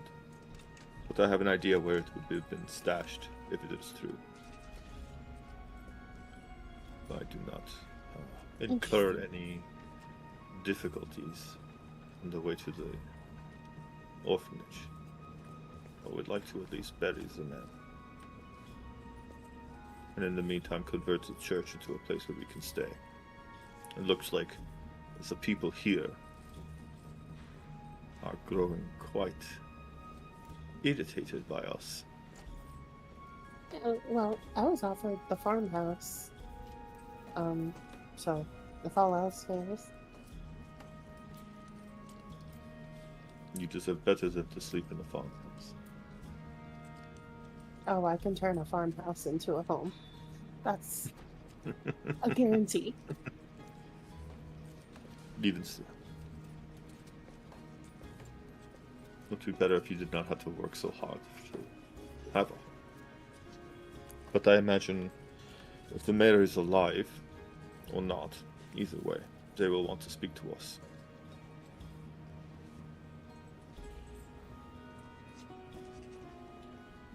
Yeah, I have to talk to some guards about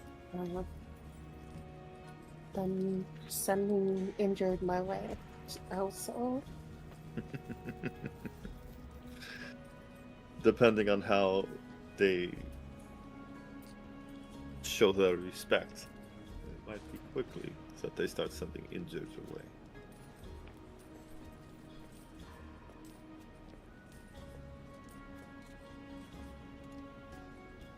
Well, you done with your breakfast? Yeah. I've got to stand up, but what is Palin doing? Still begging the bartender? Well, there's been has this lady come back with 4 hot meals for me to take over for this rock? After a few minutes of waiting, she came back with what looks to be a glass of water and what looks to be a small bowl of mixed nuts. Probably a handful, if not less. On the house. There. Enjoy your meal. You could have just offered to wash dishes or some shit, man. No, we don't got time for that. I can make this work. Pardon me, sir. I'll move past Top Hat Man here. I will delicately set those food items down in front of the bearded man here.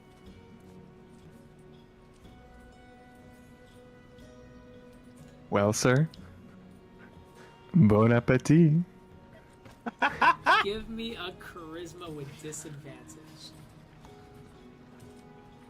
I want to see it. I want to see it. Oh, that's not. What disadvantage? Was that With disadvantage? disadvantage. That was with disadvantage. Oh! He looks. That's solid enough. He slowly reaches out and grabs the handful of nuts. He goes, "You think that this equals a full meal?" No, not at all. This is the first course. He looks at his friend and kind of shrugs and goes, "Well, keep him coming." As he begins to take a little handful into his mouth and pass it to his friends, as they seem to be a little bit less stabby or less confrontational with you right now, as they are just enjoying a little handful of those mixed nuts at this time. But they're expecting more from you now. I'm gonna. Yes, chef. Yeah. Where would that kitchen door be? You could assume this is the door because she went inside. I did see her go in there, or I did not Yes. see her go in there. You did see her, I would say.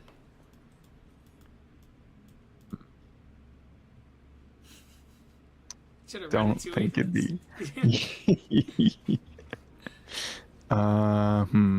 Istal and Murray, you see him kind of pacing back and forth, speaking at the door, rubbing his pumpkin chin in a very interested way.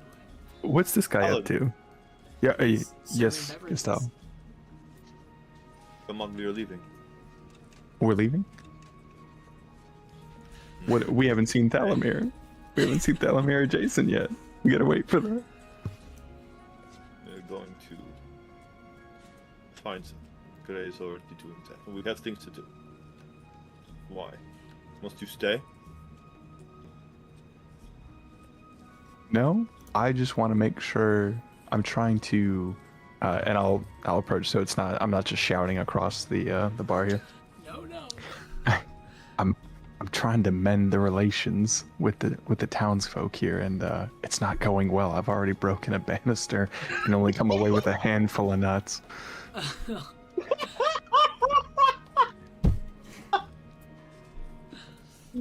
It's not going good. What do you owe them? Exactly. Several courses of food.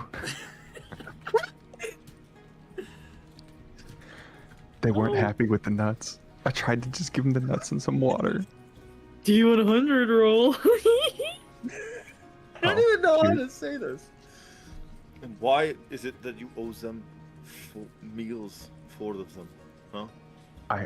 Well, it happened kind of quick. I don't know if you saw, but I fell from the stair, snapped that banister back there, fell onto his meal. He did not, that bearded man over there, he did not take kindly to that. So I said I would get them some more meals to pay him back for the one that I have ruined by, sitting in. And when I tried to offer a stone to the barkeep to get meals, she did not want to take that stone.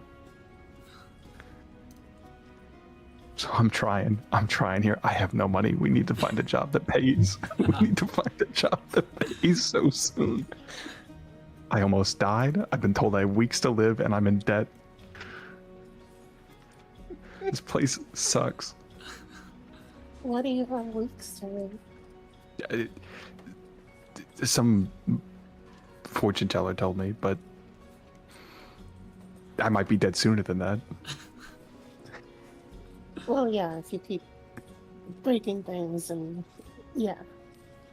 Yeah. Gastel's gonna stand up, and he's gonna pull a scroll out of his pocket, and he's gonna kind of push it to Paladin's chest. He's gonna say, "Didn't you die yesterday? What are you so afraid of? Because this doesn't matter. Tell him to clean it up.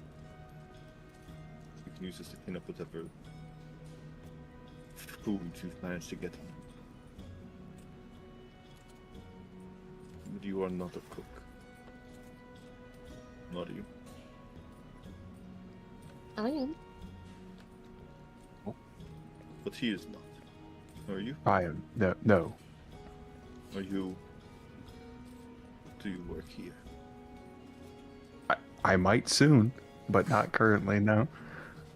Do you slave to others to clean up after them? I'm just... Guess I was gonna, get into his face. Not quite, but I'm just trying to make this a better situation. I don't want to repeat. Is he greater than you? I don't really, assign value to these things. You don't assign value to him. I wouldn't say because you do not value him. Give him this. And walk. He is not worth your time. He is not worth wasting mine. If you bring him 4 meals, you will always bring him 4 meals. You either cut his throat for him being insulting enough to force that upon you, or you offer him the ability to be cleaned up from an error.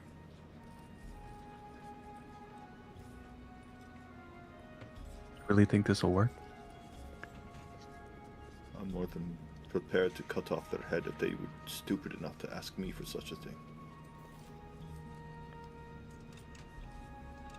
And does that usually work? Or do you actually cut their head off? Sometimes. The first. And sometimes the latter. And I'm gonna make sure he grabs the scroll of prestidigitation that I have. Hey, I'll take it. And I'll walk it over. You begin to approach, and you can see all their faces kind of raise, and they go, "Alright, what now?" There you go, buddy. I'll throw the scroll on the table. What am I gonna do with this parchment?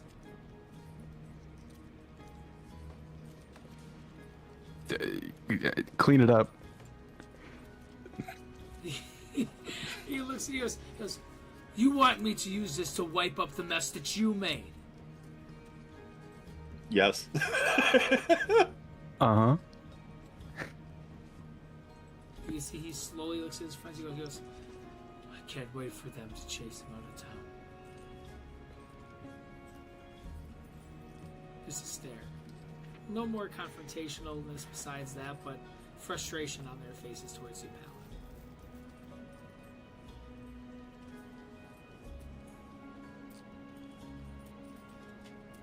Palin. At this moment, for you guys inside here, Gray, you've made your way over to the ship at this time, and you see that it is closed. It is wrapped with a single chain that is not even tied to a padlock. It's just wrapped around this kind of small kind of pole or post that is sticking out the side of the walling of the shed. Easy to kind of unwrap and pull open.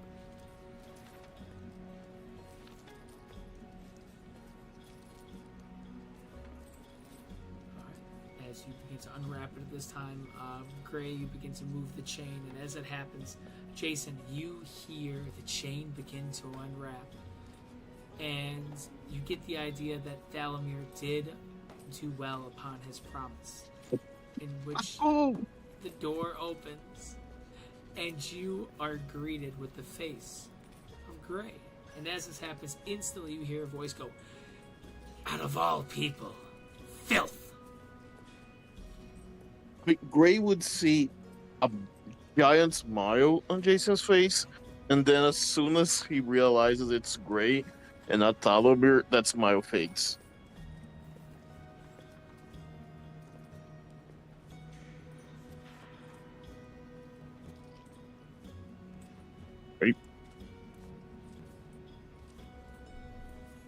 Yes, I'm released. You begin to kind of walk out at this time and follow Gray as you guys begin to make your way towards the direction of the front of the inn at this time. Yeah, he's gonna beeline to, like, the group. Go, like, find Phelan. Be like, hey, buddy, how are you doing? Are you okay? Where's Thalamir sleeping? You rush as fast as you can the direction of the front of the inn. As you begin to kind of make your way about the sides, you see there's more guards in the streets than usual.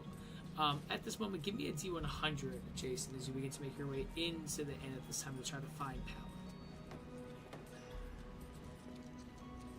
Big roll, big roll, big roll. 7 and 5. They don't see you, but you see that there is a group of guards that almost have what looks to be thick, kind of reinforced armor. And they don't seem to be matching the regular type of armor that you've seen from the typical town guards. These look to be more almost like a militia in a sense, as they have weapons drawn and they're almost like standing at attention a few 100 yards down the road. As you make your way inside this property, the inn, you can see that there's a pretty big group of individuals. You can see Gestal, Palin. You can see also Maria's there as well that you can see. But the second you walk in, you hear the entire place once again dead quiet as you hear all of them go, "What are you doing back here?" Your business. Hey, Phelan. Where's Thalamir sleeping? Oh, hey man. Where is he sleeping? I don't know. Have you haven't seen him? No, where's he sleeping?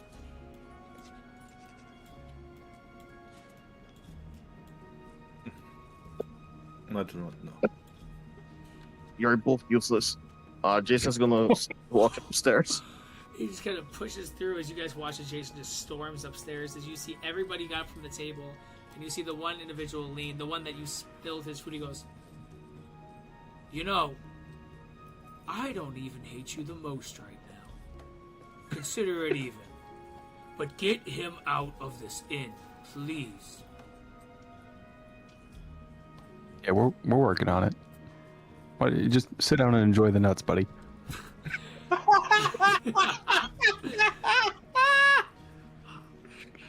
At this time, Jason, you make your way upstairs as you're in here. You see that there's a door here, and a door here, and an open door over there.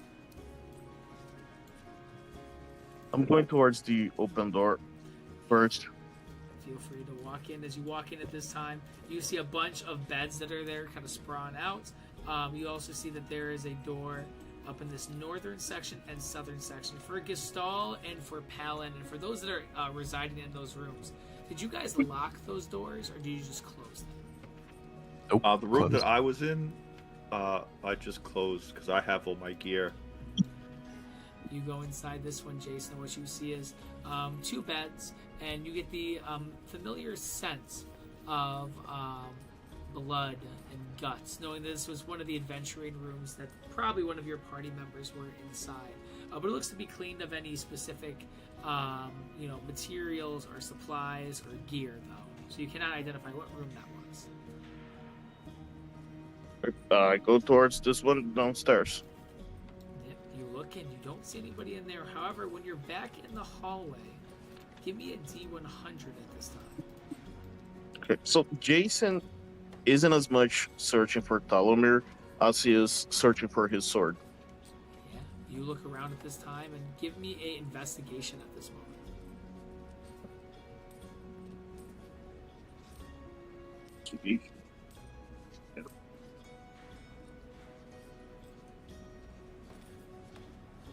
So, second next one. Let's go. Critical failure. You look around at this time with a nat 1 on that roll. You really got that one? Dang it. Jason, you know what? You do find something, Jason. You do. As you look around this area, unfortunately, you don't find Dalamir. You don't find the sword. But as you make your way back into this little opening, you see from across the way a door opens of another bedroom. And what you see at this moment, looking off in that direction, you see Ishmark begins to walk out and make his way towards the direction of the stairs descending down. You see he looks to be holding a piece of what looks to be almost like raw meat against his face with a piece of cloth covering his eye, and he is walking down pissed with a blade in hand. That's what you notice, though, but you do not find your sword, Jason, at this time. He's hungover and mad, run. That's not the problem. I don't need to deal with Ishmark right now. Is there any room that I haven't searched, that my sword could be in? You've looked in these 2 rooms. There is a room up here as well that has not been searched. I'm not search for it. I'm gonna see if I can open this door. You see it's unlocked. And similar to the other room, it has that same adventure and smell in it, but there's no identifiers inside. But speaking of something being identified, Palin, you see an individual walk down the stairs with kind of this armor over the shoulder, blade in hand, and he walks down and looks your direction. It's Ishmark. You! Look what you've done to me! As he has a blade in hand and begins to charge your direction. What do you do at this time? I'm gonna try and grab his arm. Are you gonna try to grab his arm if he's trying to swing at you, or just try to grab his arm for attention, or? For attention? No. Hey, buddy, I'm here for you. No, I'm trying to grab his whatever hand he has his weapon in. I'm trying to grab that. Yeah, give me a dexterity check at this time. 17. You're able to kind of put your hand there as he swings the blade towards you, and he looks at you, and you can see a ferocious and furious eye looking back at you. Hey, hurting me isn't going to help your eye, my friend. I'll try and get you the help you need. It is my fault. But there's no need to slice me up. I could probably help him. Give me a persuasion check at this time. Biggest roll probably of the next few minutes potentially. Let's see. I could probably 17. help him, help? Your voice echoes to kind of assist at this time, and Palin with the 17, he looks and goes, "You better find a way to fix this. I didn't get minutes of sleep last night. How will anybody want to look at this face and make love to me now?" Alan, you know what you have to do. Make love to Ishmark. That is the only way through this. I gotta do what I gotta do. Ishmark, buddy, you're as handsome as ever. He just starts headbutting. He just kind of pushes your chest away as he just groans and looks at the party. And begins to walk out unless anyone says or does anything. Ishmark, hold on. Let me take a look. You see, he kind of stops and turns. He goes, "He gouged my eye out last night." Can I examine him? Yeah, for sure. Give me a medicine check at this time. He can stay ugly as crazy, Fallon.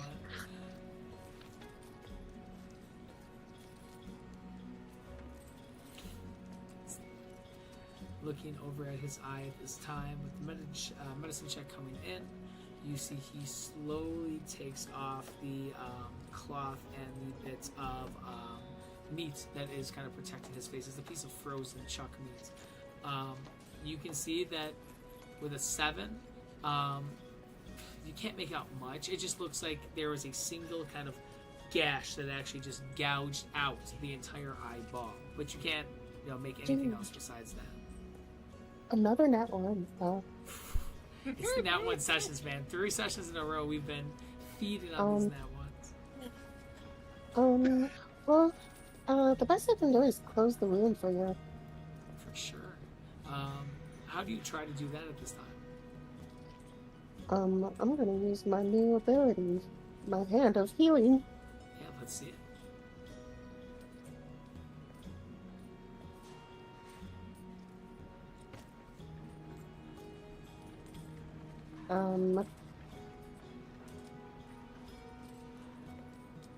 So I just healed him for...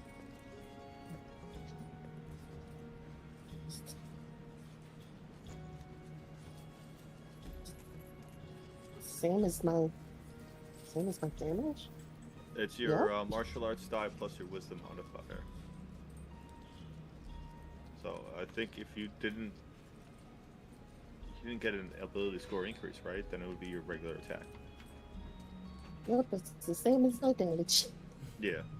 No, because I'm multi-class, so I don't have any feats yet. Yeah. You So I healed him for 7. see the wound begins to heal around it. His eye is still completely blind, but the pain subsides a little bit. He goes, "I wish that I can see, but I do feel a little bit better. And look at it this way. Now you look more rugged. Like, you've been through things, and people will be curious about it, and maybe that will be your end from now on." Give me a charisma check at this time. Big rolls on big rolls. We need something nice right Like here. persuasion? You can give me a persuasion if you're trying to convince him, then sure, yeah.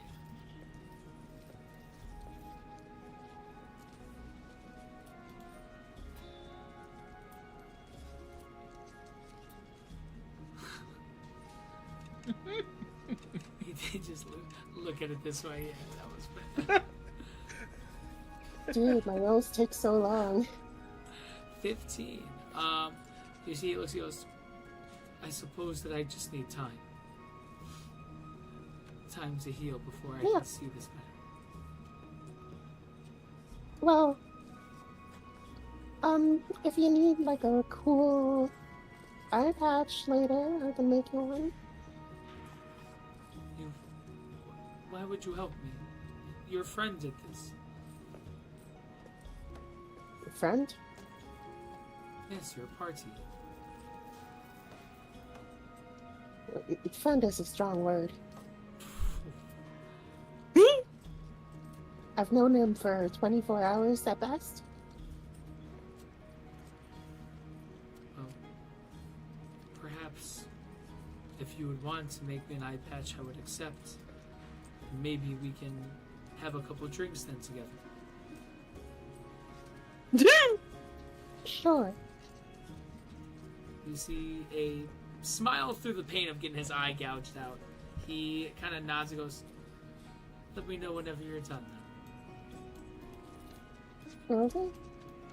As he begins to leave at this time, outside of that, for Palin and everybody else, I would say, Gray, for you being right there, you probably heard that conversation as well. What do you guys say or do at this time? Poor guy. I do believe that is the most sober I have seen him, at least, in the time we've known him.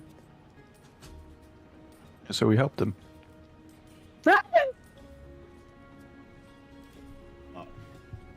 Gestall's gonna go upstairs and try and see if he can find Jason. To make your way up at this time. As you begin to kind of ascend up there, you see the doors are all wide open.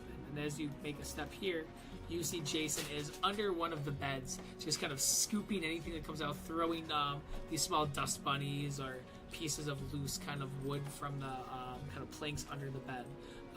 Jason, you still have not found your sword at this time.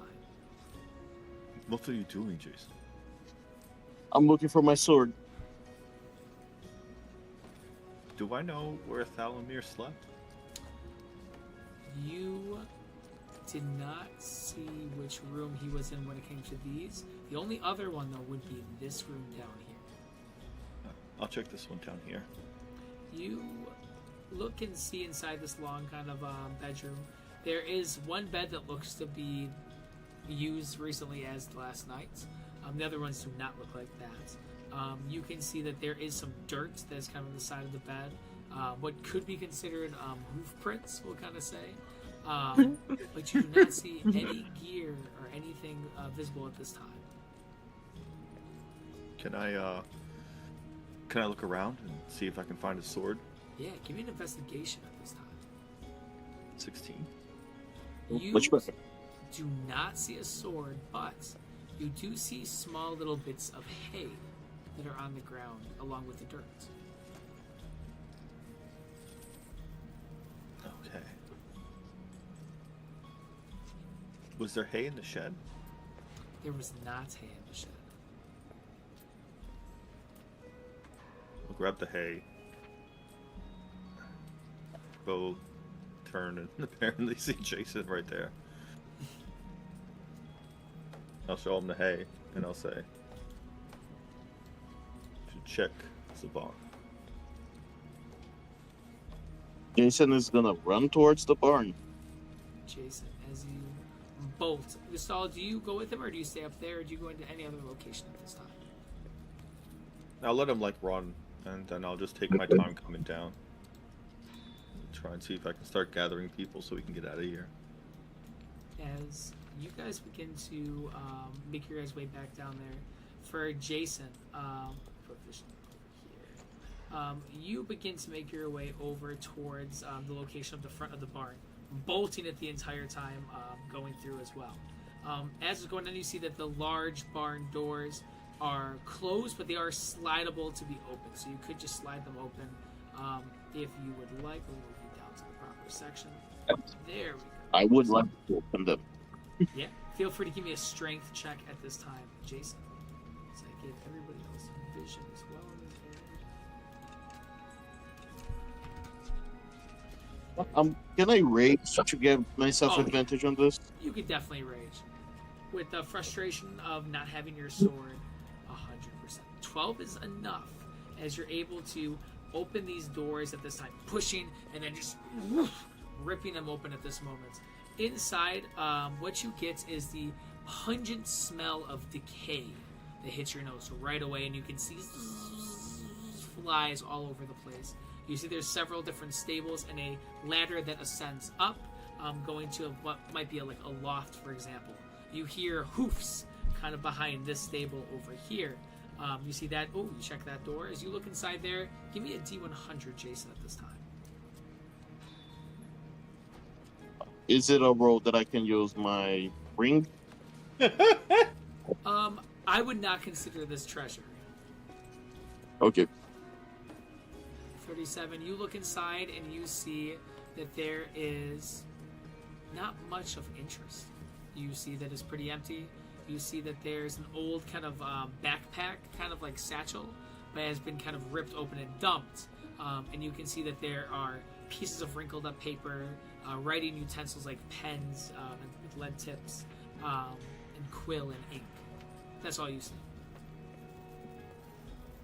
You open that door and see a big old horse looking at you. You can see it has a silver kind of coat and shaggy hair at the top. It looks to be a strong kind of draft horse. And it looks at you with these kind of dark marble eyes. Jason's gonna look back at this horse's eyes and then move on. Yeah, there's a small door here, the one that you opened down there. Give me a D100. Come on, Jason. It rolls. Ooh. You look inside here at this time, and what you see is a backpack, similar to the satchel that you saw earlier, but this time you see that there is a crossbow that is laying there, a heavy crossbow, and 6 bolts scattered across the ground. In addition to that, you see what looks to be a small fur hat, kind of similar to like the raccoon hunting hats that you may see before. Yeah, he ignores it. Oh no, Jason. Looking inside here at this time, inside this small little cabinet, you see inside this area is a corpse that is strung up, arms out. The back is sliced and filleted open, revealing the spines, kind of vertebrae that are visible, as well as the rib cage. You see that there's small bits of thread that kind of stretch that kind of flap in the back out. It almost looks to be like purposely done there and tortured. You can see this individual has been stripped of all clothing, but wears an upside down version of the Morning Lord insignia. You can see that there is some clothing on the ground that resembles a black kind of robe that is soft and kind of has this silk-like texture to it. On this individual, carved into the flesh, looks to be almost like taunts of this type of religion. The language is in common, so there's no need to roll anything, but some of the words that you see as you're looking, you can see it says liar, failure, the Morning Lord falls, scraped across the chest. You also see that there is pig poop that is smeared across. But the other thing that catches your eye, which I would say is the most odd, is smashed through the skull are 2 deer antlers that hang over the head like this as it is looking downwards. Has there been enough time for Gustav to arrive? Gustav, are you following from behind? Yeah, after he ran down, I would have walked slowly and tried to gather everyone so we can start getting out of here. Yeah. Do you go to gather everyone first, or do you head towards the barn? I would go to gather everyone first. You begin to make your way over there. Jason, as you see this site, Gustav, you enter inside the inn. Seeing all your companions at this time inside, we will end today's session right there on 2 fronts. We have Jason inside the farm discovering a gruesome sight, Gustav beginning to rally the troops from within. We will find out next week what happens with Gustav and company, what happens with Jason, who is this inside the shed or the farmhouse, and most importantly, what are we gonna do with this whole situation in the town of Vallaki? We'll find out next week with all of us here. Thank you so much for watching every single week. We appreciate you. Have a good one from us at Critical Failures. Peace. Bye-bye. Bye.